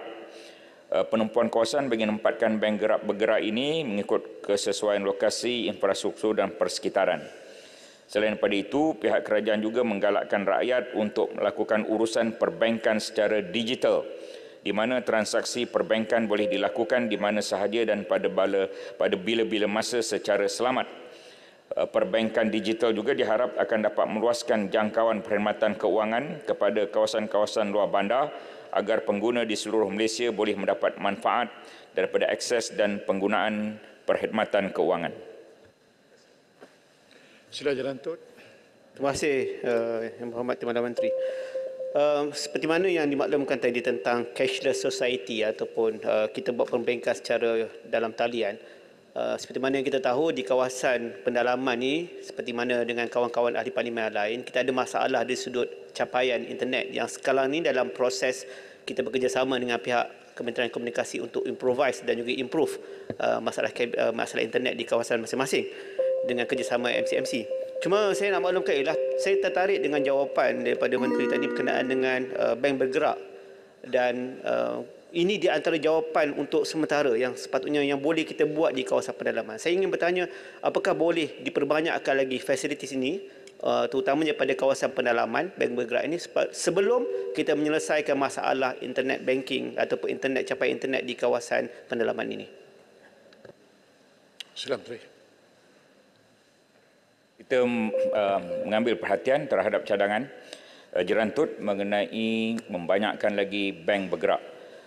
Ada satu lagi perkara yang saya ingin maklumkan pada YB Jerantut, selain pada perbankan digital, bank bergerak, ejen bank, 3 perkara untuk membantu rakyat luar bandar. Bank Negara Malaysia pergi ke kawasan-kawasan yang tertentu. Ada pasukan mereka. Contohnya, mereka telah pergi ke Pulau Redang, ke Tioman, ke Daru, Sarawak.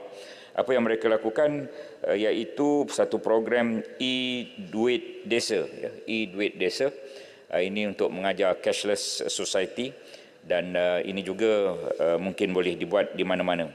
Kita maklum tentang keperluan bank ini di mana-mana lah. Jadi bank yang di bawah Kementerian Keuangan secara terus misalnya ialah Bank Simpanan Nasional. Ada 390 cawangan Bank Simpanan Nasional. Dan kita ingin maklumkan bahawa Bank Simpanan Nasional ni ada ejen bank. 2,513 ejen bank. Dan semua mukim di Malaysia, kecuali satu mukim sahaja lagi yang tidak ada ejen bank. Yang lain semua dah ada. Satu mukim tu di satu tempat di Sarawak. Jika tempat itu ada ejen bank, maka 100% mukim ada ejen bank. Terima kasih. Baik. Seterusnya saya jemput Datuk Seri Dr. Wee Jack Singh, Tanjung Pier. Terima kasih Tan Sri Yang Dipertua. Soalan saya nombor 9. Silakan Menteri. Terima kasih Tan Sri Yang di-Pertua. Sebelum itu saya ingin mohon izin untuk mengalu-alukan kehadiran Persatuan Ketua Kaum Masyarakat Cina bahagian Miri. Kapitan Temenggong Penghulu, selamat datang. Mereka ni datang daripada Parlimen Sibuti dan juga Parlimen Miri. Untuk menjawab pertanyaan Yang Berhormat Tanjung Piai berkenaan tentang komitmen KKM untuk Suruhanjaya Perkhidmatan Kesihatan dan juga berkenaan tentang bagaimana untuk meningkatkan jumlah penjawatan serta allowance pekerja tanpa perlu melalui proses. Ini adalah jawapan kami. Terlebih dahulu saya ingin menjawab persoalan ini bersama dengan soalan Yang Berhormat Kuala Kangsar bertarikh 26 Oktober 2023 kerana berkaitan dengan perkara yang sama. Buat masa ini, Kementerian Kesihatan sedang merangka pelaksanaan reformasi sistem kesihatan yang digariskan dalam Kertas Putih Kesihatan yang telah dibentangkan sebelum ini. Pelaksanaannya memfokus kepada penubuhan satu badan penyelaras atau kawalan selia bagi memantau pelaksanaan strategi dan inisiatif-inisiatif melibatkan sektor kesihatan.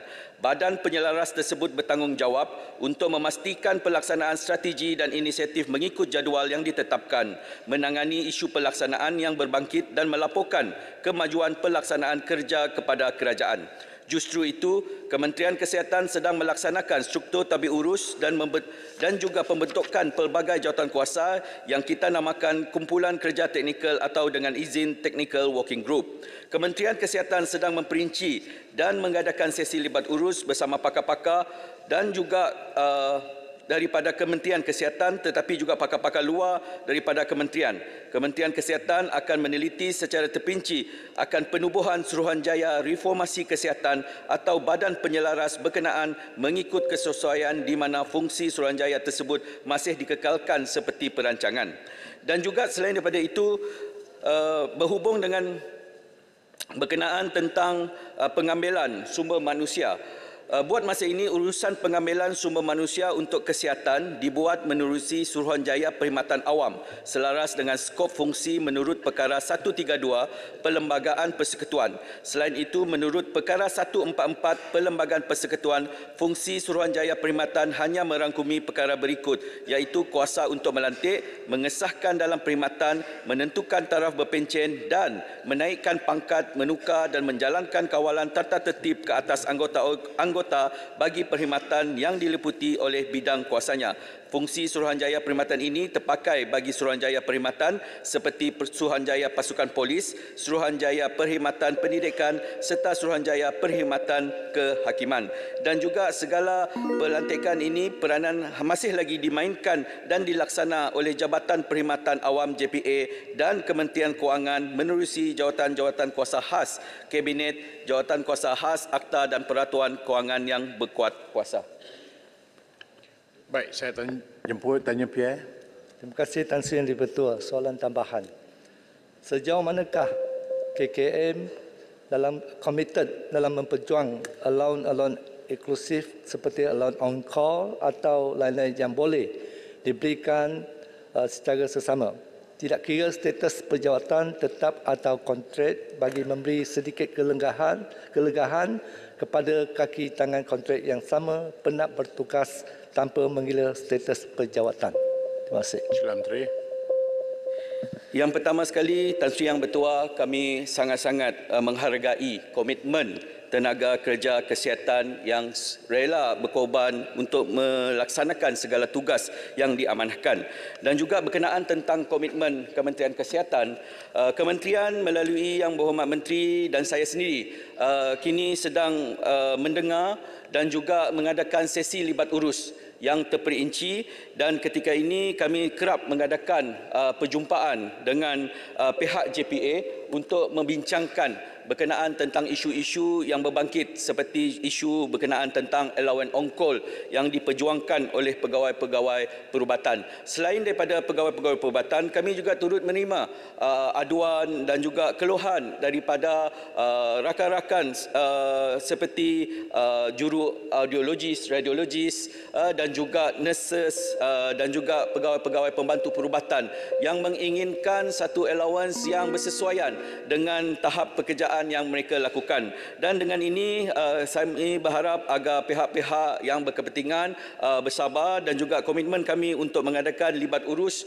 bersama JPA akan membuahkan hasil. Dan tidak lama lagi kami turut akan mengadakan sesi high level committee bersama dengan JPA pada minggu ini untuk membincangkan berkenaan tentang isu-isu penjawatan, pertambahan isu-isu pertambahan jawatan tetap dan juga kontrak akan dibincangkan dan bersekali dengan isu-isu berkenaan tentang allowance. Terima kasih Tan Sri Yang di-Pertua. Sila Kualangat. Terima kasih Tan Sri Yang di-Pertua. Berkaitan dengan penjawatan, saya nak dapatkan maklumat daripada Yang Berhormat Menteri. Adakah benar jururawat di dalam negara kita ini dalam keadaan yang terlalu kurang? Kalau betul ia terlalu kurang, apakah strategi dan juga perancangan kerajaan bagi meningkatkan lagi jumlah jururawat dalam negara kita? Ini juga berikutan dengan mana kita dimaklumkan bahawa Kementerian Kesihatan telah meluluskan kemasukan jururawat daripada luar negara yang tidak mempunyai pos basic bermula daripada 1 Oktober 2023. Terima kasih. Sila Menteri.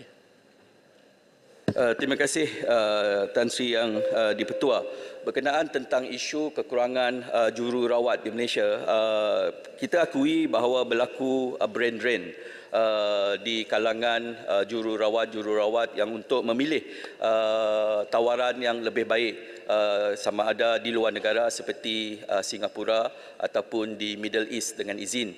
Dan juga kami tidak dapat menghalang ataupun mengenakan satu tindakan untuk menghalang jururawat ini untuk mendapatkan gaji yang lebih baik. Walaupun demikian, kami tetap komited untuk menghasilkan jururawat melalui institusi-institusi dan juga untuk memberikan satu kelegaan. Beberapa bulan yang lepas kami juga telah melaksanakan penetapan jawatan jururawat kontrak bukan hasil daripada Institut Kesihatan. Hampir 2,000 yang telah kita tetapkan dan juga kita sedang berusaha untuk mendapatkan penjawatan memandangkan fasilitis-fasilitis baru banyak telah siap dan kami memerlukan tenaga kerja yang mencukupi.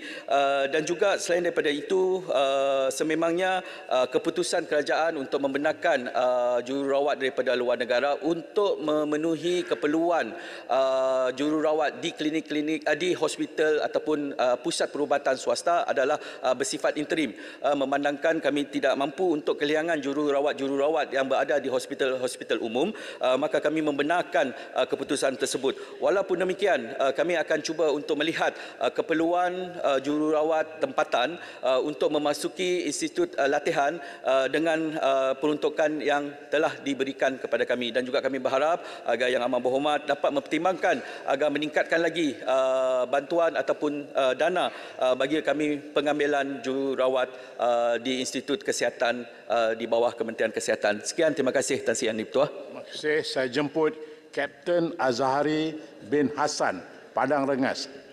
Terima kasih Tan Sri Yang di-Pertua. Soalan saya nombor 10. Silakan Menteri.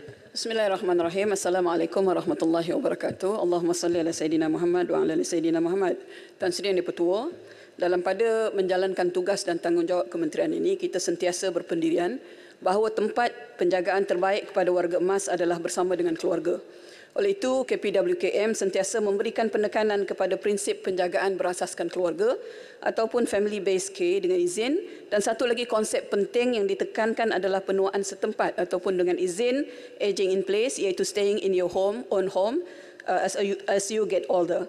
Dan KPWKM Tuan Yang di-Pertua sentiasa prihatin bagi membantu meningkatkan kualiti warga emas dan menjadikan warga emas sihat, aktif, positif, produktif dan menyokong. Antara program yang telah dilaksanakan bagi membantu meningkatkan kualiti hidup warga emas adalah penubuhan pertamanya Pusat Warga Emas, Aktiviti Warga Emas ataupun PAWE, dan keduanya adalah mewujudkan pasukan khidmat bantu di rumah, dan ketiganya adalah bantuan warga emas. Sehingga kini terdapat 161 buah PAWE telah diwujudkan di seluruh negara, dan daripada jumlah tersebut 4 buah PAWE dijadikan hub perkhidmatan warga emas. Sebagai contohnya projek rintis pada tahun 2021, PAWE di Universiti Kebangsaan Malaysia UKM dan juga PAWE di Universiti Islam Antarabangsa UIA telah pun diperkasakan fungsinya menjadi hub pembelajaran sepanjang hayat. Pawai UKM misalnya memfokuskan kepada kesihatan warga emas dan manakala Pawai di UIA memfokuskan kepada pengajian Islam. Pada tahun 2022, Pawai My Aging di Negeri Sembilan telah dipilih sebagai hub penjagaan warga emas dan Pawai di Putrajaya telah dipilih sebagai hub digital warga emas. Tan Sri Yang di-Pertua, penubuhan Pawai adalah berdasarkan keperluan populasi warga emas di sesuatu kawasan serta melihat juga kepada populasi yang bakal menjadi warga emas dalam tempoh 5 tahun akan datang. Bagi warga emas yang hidup bersendirian di rumah contohnya, Jabatan Kebajikan Masyarakat turut melaksanakan program khidmat bantu di rumah KBDR. Sukarelawan KBDR akan melawat dan membantu warga emas seperti mana mengemas rumah, membeli barang keperluan dan menemani warga emas dalam urusan temu janji di hospital. Pada masa ini, terdapat seramai 2,225 orang sukarelawan KBDR memberikan perkhidmatan ini yang memberi manfaat kepada kurang lebih 8,900 klien, iaitu 6,950 orang adalah terdiri daripada warga emas, 1,950 daripada kalangan orang kurang upaya di seluruh negara.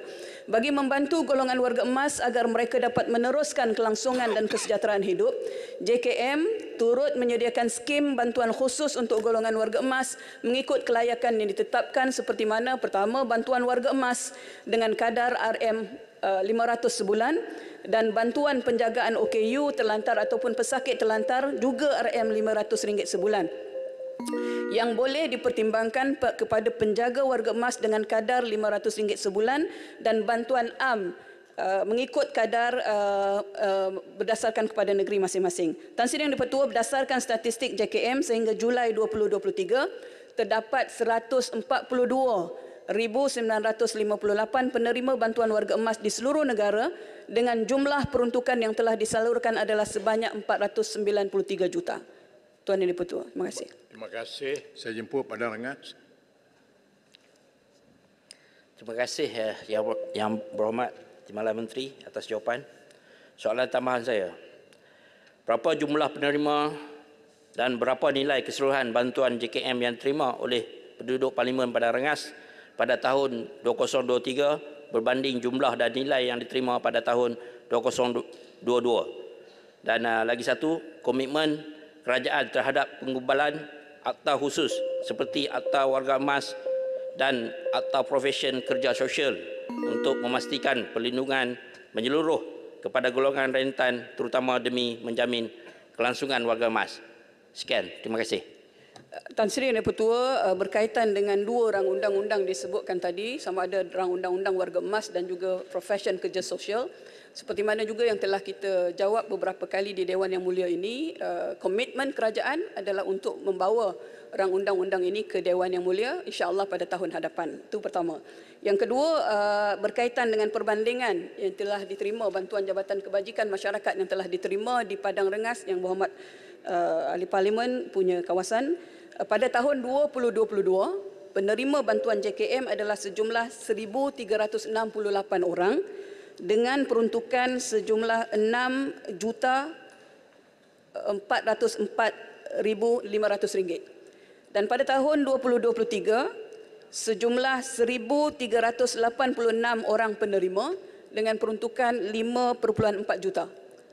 Ia adalah berbeza barangkali disebabkan peruntukan yang berbeza yang telah menerima berdasarkan peruntukan-peruntukan lah. Itu saja yang betul. Saya jemput Kota Melaka. Terima kasih Tan Sri Speaker. Soalan saya kepada Timbalan Menteri ialah berkaitan dengan pusat jagaan warga emas swasta, di mana kita lihat rata-rata sekarang pusat jagaan mereka ni menghadapi satu masalah iaitu kekurangan kaki tangan di pusat mereka. Jadi dalam hal ini saya ingin tanya kepada kementerian, adakah mereka dibenarkan untuk upah pekerja asing sebagai pembantu di pusat jagaan warga emas swasta ini? Kenapa saya nak bangkit isu ini ialah kerana ada berlaku satu insiden di negeri Melaka, di satu pusat jagaan warga emas swasta ini telah berlaku satu kes di mana pekerja asing itu mencaburi penghuni di pusat warga emas tersebut, dan warga emas itu adalah wanita, umur dia sudah 80 tahun, terlantar di katil, telah dicaburi oleh pekerja asing tersebut. Sungguh pun polis telah ambil tindakan setelah hukum pekerja asing tersebut. Tetapi soalannya kenapa pusat tersebut masih dibenarkan untuk beroperasi seperti biasa tanpa diambil apa-apa tindakan. Saya harap supaya kementerian dapat ambil berat tentang hal ini dan buat satu guideline yang lebih jelas untuk menjaga kepentingan warga emas. Terima kasih. Baik. Tan Sri Speaker. Terima kasih, Menteri. Tan Sri Yang Di-Pertua, saya kira ini adalah spesifik dan saya sendiri pun baru mendapatkan maklumat ini. Saya mohon kepada Yang Berhormat Ahli Parlimen untuk menyalurkan maklumat tersebut kepada kita. Tetapi di sudut sama ada kita boleh mengambil pekerja asing atau tidak, saya kira itu akan tertakluk balik kepada akta sedia ada. Terima kasih, Tan Sri Yang Di-Pertua. Baik, saya jemput Tuan Wong Chen Subang. Terima kasih Tan Sri. Soalan saya nombor 11. Silakan Menteri. Terima kasih Tan Sri Yang Di-Pertua. Kementerian Pendidikan Malaysia sentiasa peka dan komited terhadap kebajikan dan kesihatan murid meliputi pelbagai aspek termasuk perkhidmatan kantin sekolah. KPM melalui Jawatan Kuasa Hal Ehwal Murid di sekolah bertanggungjawab memantau pengoperasian kantin sekolah dalam memastikan makanan yang dijual di kantin sekolah sentiasa bersih, bermutu, berkhasiat, selamat dan mencukupi bagi membantu proses tumbesaran murid dan pada harga yang berpatutan seperti yang dipersetujui dalam perjanjian penyewaan kantin sekolah.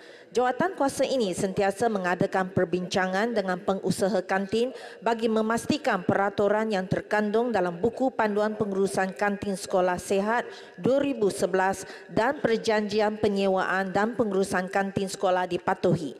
Sekiranya terdapat sebarang aduan tentang pengurusan kantin sekolah termasuk kenaikan harga barang, boleh dibuat terus secara lisan atau bertulis kepada pihak sekolah atau melalui medium aduan KPM. Sekian, terima kasih.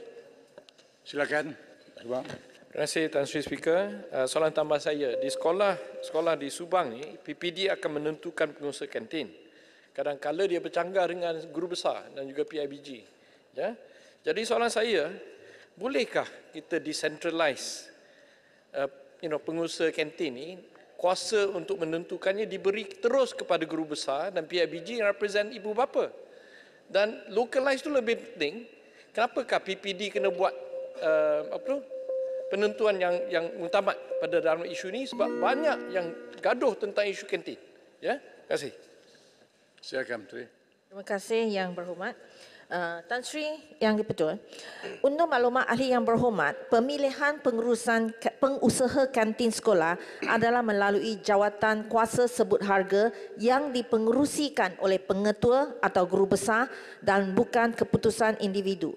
Bagi sekolah rendah, wakil pejabat pendidikan daerah iaitu PPD merupakan ahli dalam jawatan kuasa tersebut yang berperanan untuk membimbing dan memberi khidmat nasihat kepada sekolah dalam proses pemilihan sebut harga. Bagi sekolah menengah pula, PPD tidak terlibat langsung dalam jawatan kuasa tersebut. Mungkin bagi sekolah yang disebut oleh Yang Berhormat, mungkin kita akan saya akan semak bagaimana keadaannya. Terima kasih. Okey, saya jemput Kulim Mada Baru. Baik, terima kasih kepada Tan Sri Speaker. Soalan tambahan saya, Yang Berhormat Timbalan Menteri. Satu, bagaimanakah sesuatu perubahan dalam perjanjian penyewaan dan pengurusan kantin sekolah boleh dibuat? Yang kedua, bagaimanakah kementerian memantau harga dan kualiti makanan di kantin sekolah? Dan seterusnya, yang ketiga iaitu apakah inisiatif dan bantuan yang telah disalurkan kerajaan untuk meringankan beban pengusaha kantin sekolah, khususnya apabila berdepan dengan isu kekurangan stok beras serta kenaikan harga bahan mentah sejak kebelakangan ini. Terima kasih. Sila Menteri. Terima kasih. Untuk soalan pertama, salah satu pihak iaitu sekolah atau pengusaha kantin boleh secara bertulis meminta supaya suatu pindaan, tambahan atau perubahan pada keseluruhan atau sebahagian daripada perjanjian ini dibuat bila-bila masa dengan persetujuan kedua-dua pihak melalui satu perjanjian tambahan. Bagi soalan kedua tentang harga dan kualiti makanan di kantin, KPM sentiasa peka akan kebajikan dan kesihatan murid.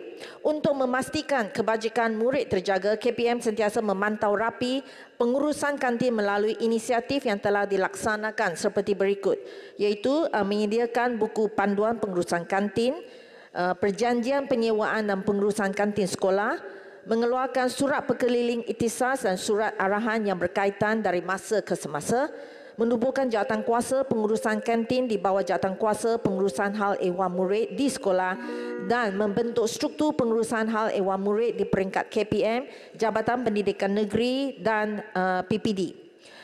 KPM melalui jawatankuasa hal ehwal murid di sekolah bertanggungjawab memantau pengoperasian kantin sekolah dalam memastikan makanan yang dijual di kantin sekolah sentiasa bersih, bermutu, berkhasiat, selamat dan mencukupi bagi membantu proses tumbesaran murid pada harga yang berpatutan.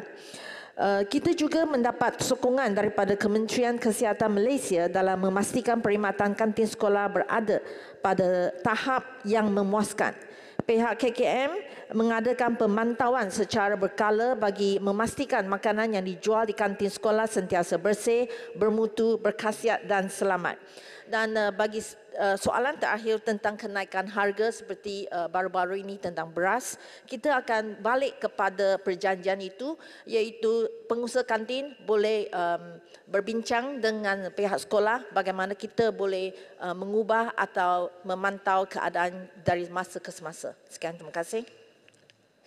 Labuan ada dalam?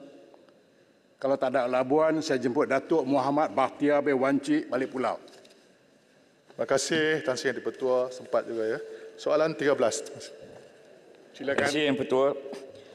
Kerajaan peka bahawa pergerakan ringgit akan punya kesan ke atas harga barangan terutama yang diimport. Namun pergerakan kadar pertukaran hanyalah salah satu daripada faktor yang menyumbang kepada harga barangan yang diimport. Faktor lain seperti faktor bekalan termasuk harga komoditi global dan permintaan dalam negeri juga boleh mempengaruhi harga barangan. Dalam tempoh kebelakangan ini, inflasi telah menjadi sederhana didorong oleh faktor-faktor kos yang semakin berkurangan. Inflasi yang terkini ialah 1.9%. Oleh itu, perkembangan ini sebahagiannya membantu membendung kesan pergerakan ringgit terhadap harga barangan. Selain itu, kerajaan telah mengambil langkah yang lebih holistik seperti mengawal harga barangan keperluan bagi membantu rakyat menangani kos sara hidup yang meningkat dan mengambil usaha untuk memastikan bekalan harga barangan kekal mampan.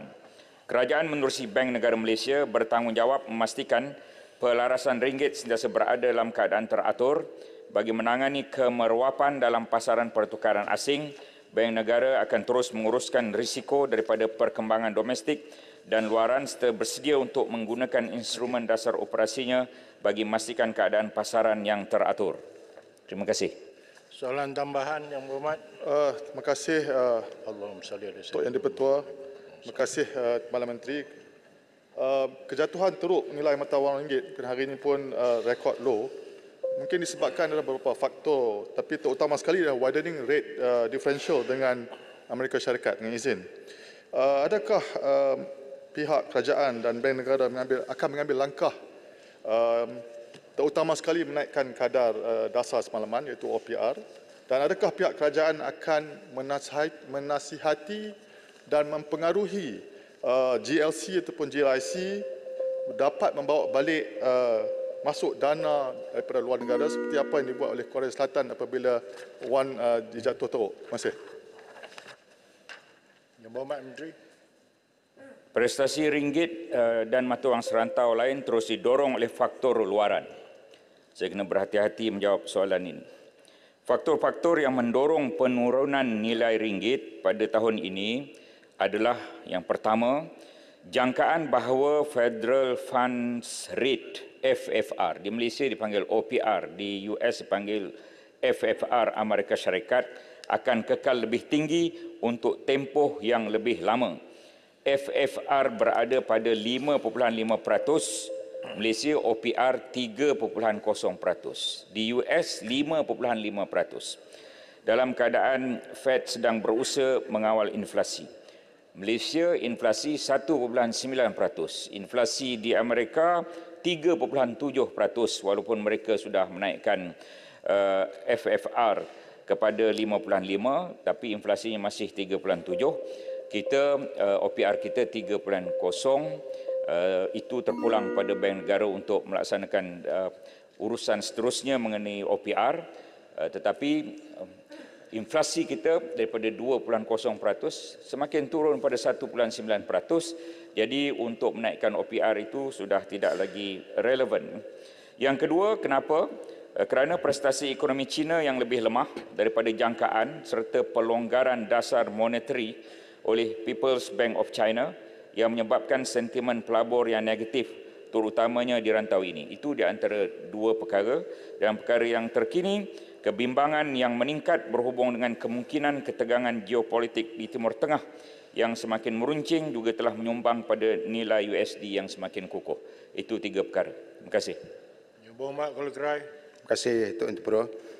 Soalan tambahan saya ialah apakah sebenarnya hala tuju dan pendirian kerajaan dalam memulihkan semula nilai mata wang tempatan, memandangkan negara banyak mengharapkan barangan import seperti makanan, lalu mengakibatkan perbelanjaan yang besar terpaksa dilaburkan. Dan akhirnya rakyat di bawah yang menjadi mangsa keadaan. Sejauh manakah keseriusan kerajaan untuk melaksanakan perdagangan menggunakan mata wang tempatan di peringkat global? Dan yang kedua ialah sejauh manakah inisiatif serta galakan pembelian dan penggunaan produk barangan tempatan dapat membantu usaha memulihkan ekonomi domestik, mengambil kira faktor luaran seperti dolar Amerika Syarikat yang masih menjadi antara pilihan utama kepada syarikat-syarikat antarabangsa dalam transaksi perdagangan antarabangsa buat masa ini. Terima kasih, Datuk Ketua. Yang Berhormat Menteri. Kita telah menjawab persoalan ini, Yang Berhormat Perdana Menteri telah menjawab persoalan ini bahawa apa yang dipanggil sebagai penyelesaian mata wang tempatan dalam bahasa Inggeris Local Currency Settlement Framework LCSF dengan izin. Antara yang telah dicapai ialah perdagangan Malaysia dengan Thailand pada 2016 12.8% menggunakan baht ya. Kemudian sekarang ini jumlahnya sehingga Ogos 2023 perdagangan Malaysia dengan Thailand menggunakan baht 42 bilion ringgit atau 19.6%. Dia meningkat.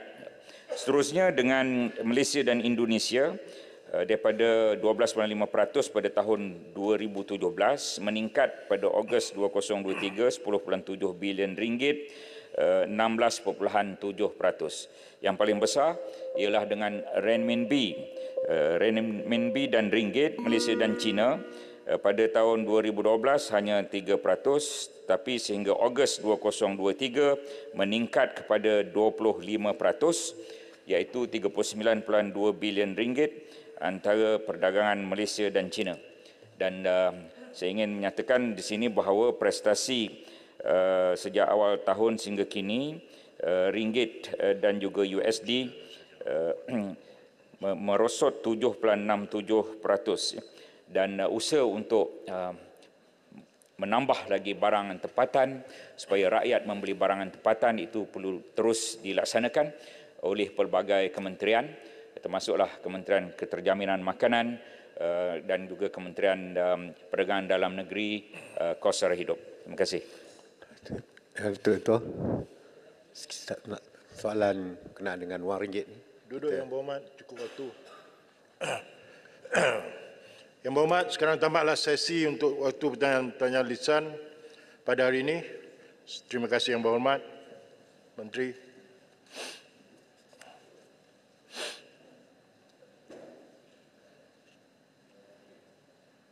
Menteri.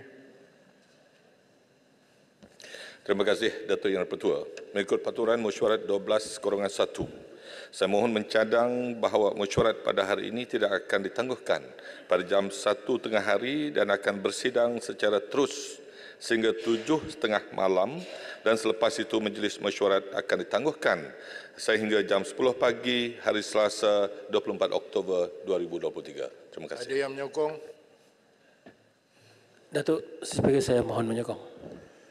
Ahli-ahli yang hormat, Yang Berhormat, sekarang saya kemukakan masalah kepada majlis untuk diputuskan. Masalahnya ialah usul seperti dikemukakan tadi hendaklah disetujukan.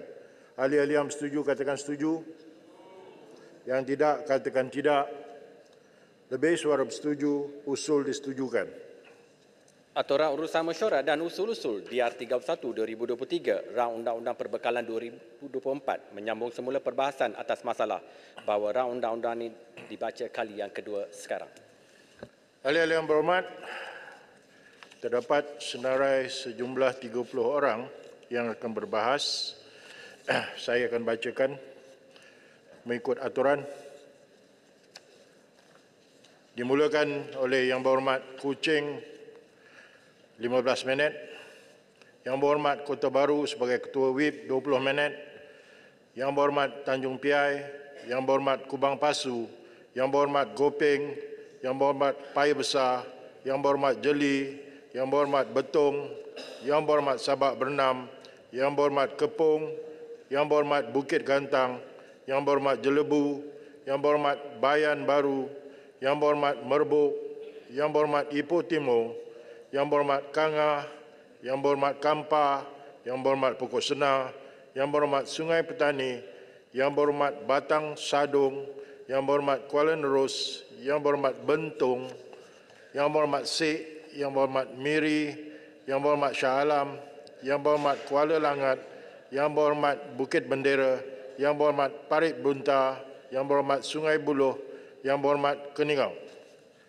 Yang Berhormat, dimulakan dengan Yang Berhormat Bandar Kuching, dipersilakan. Terima kasih Tuan Yang Timbalan Yang Dipertua kerana memberikan peluang kepada Bandar Kuching untuk berbahas untuk Belanjawan 2024 ini. Saya menyambut baik hala tuju yang ingin dicapai oleh belanjawan ini, terutamanya untuk menangani isu-isu ketirisan, rasuah, merasionalisasikan subsidi, mengawal perbelanjaan supaya lebih bersasar, mengetengahkan reformasi institusi dan juga menyelesaikan isu-isu sistemik lain dalam negara kita. Ini adalah penting untuk meletakkan negara kita atas landasan fiskal yang betul dan mewujudkan satu pentadbiran yang cekap, berintegriti, amanah, rahmah dan juga mampan. Tuan Yang Dipertua, izinkan saya untuk menyentuh tentang sistem kesihatan negara kita. Sistem penjagaan kesihatan sedia ada, telah berjalan jauh sejak kemerdekaan dan kami telah mencapai kemajuan yang sangat besar dalam keputusan dan hasil yang baik pada banyak petunjuk dan indikator kesihatan, terutamanya dalam menyediakan perlindungan kesihatan sejagat atau universal healthcare coverage. Malah pengalaman kami dalam meningkatkan indikator kesihatan penduduk dengan menyediakan perkhidmatan dan akses kesihatan yang berkualiti tinggi telah diiktiraf oleh Program Pembangunan WHO sebagai satu model untuk diikuti oleh negara-negara berpendapatan rendah dan sederhana. Namun, Tuan Yang Dipertua, model dan struktur kesihatan yang kita telah warisi mungkin tidak begitu mampan untuk memenuhi segala keperluan dan cabaran yang kita ada sekarang ini, bukan saja dari segi hardware iaitu infrastruktur, peralatan dan sebagainya, tetapi lagi penting dari segi software ataupun tenaga kerja atau sumber manusia kita. Kerajaan Madani sebenarnya sangat peka terhadap isu pandemik ini. Malah Kertas Putih Kesihatan Kementerian Kesihatan telah diluluskan di Parlimen beberapa bulan lalu. Malah telah memasukkan pembiayaan penjagaan kesihatan sebagai salah satu daripada 4 tonggak tumpuan utamanya di samping akses saksama dan kesinambungan penjagaan, palihan kepada model penjagaan baru dan juga penambahbaikan struktur seluruh sistem. Oleh itu, dalam bajet 2024 baru-baru ini, saya menyambut baik usaha kerajaan dan juga komitmen kerajaan untuk melabur dalam kesihatan dalam tahun akan datang dengan peruntukan yang kedua terbesar selepas pendidikan. Ini menunjukkan kerajaan mengiktiraf bahawa penjagaan kesihatan adalah sektor utama yang akan memberikan kesan kepada produktiviti, kualiti hidup, landscape sosioekonomi negara. Justru perlu ada dasar dan strategi yang baik untuk memastikan kemampanan sistem pembiayaan di negara ini. Secara sejarahnya, penjagaan sistem kesihatan awam belanja adalah di kalangan 2.5% daripada KDNK untuk sektor awam. Namun saya melihat atas bajet ini, kerajaan telah mengambil langkah pertama untuk meningkatkan peruntukan bajet kepada target yang kita telah sasarkan, iaitu 5% daripada KDNK secara progresif. Kita tahu peningkatan pada tahun ini ada peningkatan yang terbesar, 15%, malah adalah belanjawan yang terbesar untuk sistem kesihatan, dan saya mengucapkan terima kasih dan syabas. Walaupun ada pertambahan, tapi kita tahu ia tidak akan mencukupi, terutamanya jika kita mahu mengendalikan atau menangani isu atau kontinuum penjagaan atau ekosistem penjagaan dari segi prediktif, preventif, promotif, kuratif, rehabilitatif dan paliatif dengan izin. Jadi fokus sistem kesihatan mungkin tidak cukup untuk menangani dan membetulkan masalah asas tanpa mengambil atau menangani indikator kesihatan seperti faktor persediaan sosial dan ekonomi dan tingkah laku. Tuan Yang di-Pertua, berdasarkan tinjauan kesihatan dan mobiliti kebangsaan, terdapat peningkatan penyakit kronik sejak 2011. 2019 menunjukkan 1 daripada 5 orang dewasa menghidap diabetes, 3 daripada 10 orang dewasa menghidap hipertensi, 4 daripada 10 mempunyai palas kolesterol yang tinggi. Kadar ini adalah yang paling tinggi di ASEAN, menjadikan Malaysia antara negara paling tidak sihat di rantau ini. Kita menghadapi akibat buruk daripada gaya hidup kita yang tidak sihat. 1 daripada 2 orang dewasa mengalami berat badan berlebihan ataupun obesiti. Ataupun 1 daripada 4 dewasa Malaysia tidak aktif secara fizikal. Selain itu, Tuan Yang di-Pertua, prevalence merokok di Malaysia berumur 15 tahun ke atas adalah 21.3% ataupun 4.9 juta. Trend peningkatan produk nikotin menunjukkan peningkatan mendadak berikutan kemunculan rokok alah baru seperti rokok elektronik ataupun vape. Ini terbukti dengan tinjauan NHMS 2022 yang mendedahkan peningkatan ketara dalam penggunaan e-rokok dan vape terutamanya di kalangan remaja Malaysia.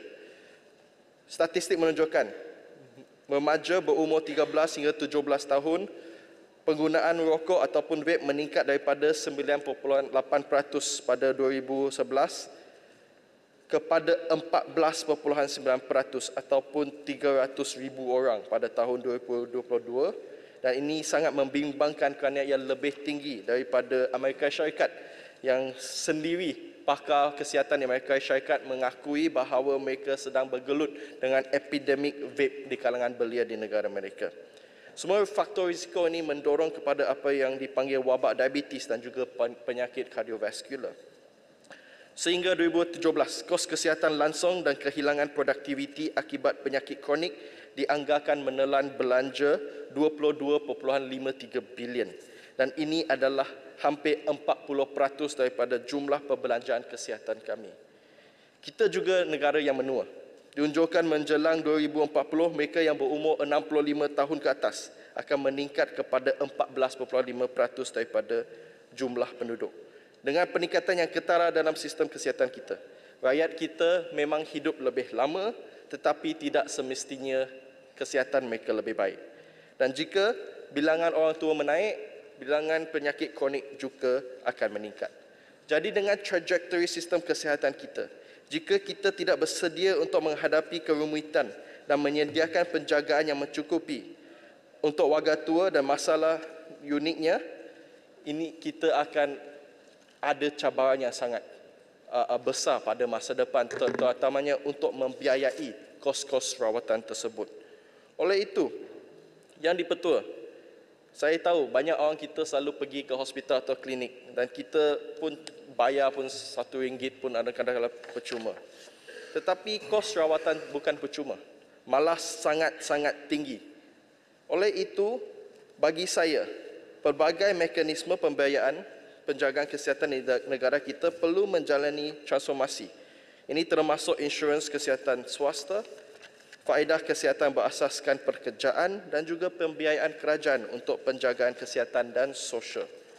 Kita perlu mempertimbangkan penyelesaian jangka panjang untuk pembiayaan penjagaan kesihatan di mana semua pihak berkongsi bersama, berkongsi tanggungjawab untuk keperluan kesihatan penduduk.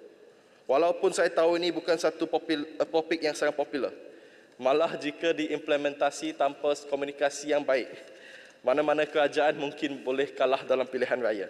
Tetapi saya rasa sebagai pemimpin negara dan pembuat dasar, kita haruslah berfikiran panjang untuk membina sebuah negara yang mampan dan tidak hanya melihat 5 tahun ke depan. Oleh itu yang di-Pertua, izinkan saya untuk menambah kepada perbincangan untuk bagaimana kita nak mereformasikan dan mempelbagaikan sumber pembiayaan sistem kesihatan. Saya mencadangkan bahawa ada keperluan untuk kita menukar pemahaman ataupun falsafah pembiayaan kesihatan. Di mana ia beralih daripada tanggungjawab kerajaan kepada tanggungjawab kita bersama, individu, keluarga, majikan dan juga sistem yang lain. Ya, saya tak ada banyak masa, minta maaf. Banyak isu. Saya nak menyokong idea ni. Okey, silakan. Terima kasih. Saya melihat bahawa pandangan Yang Berhormat berhubung dengan isu pembiayaan dan kos rawatan yang sangat kritikal sebenarnya. Satu masa dulu kita pernah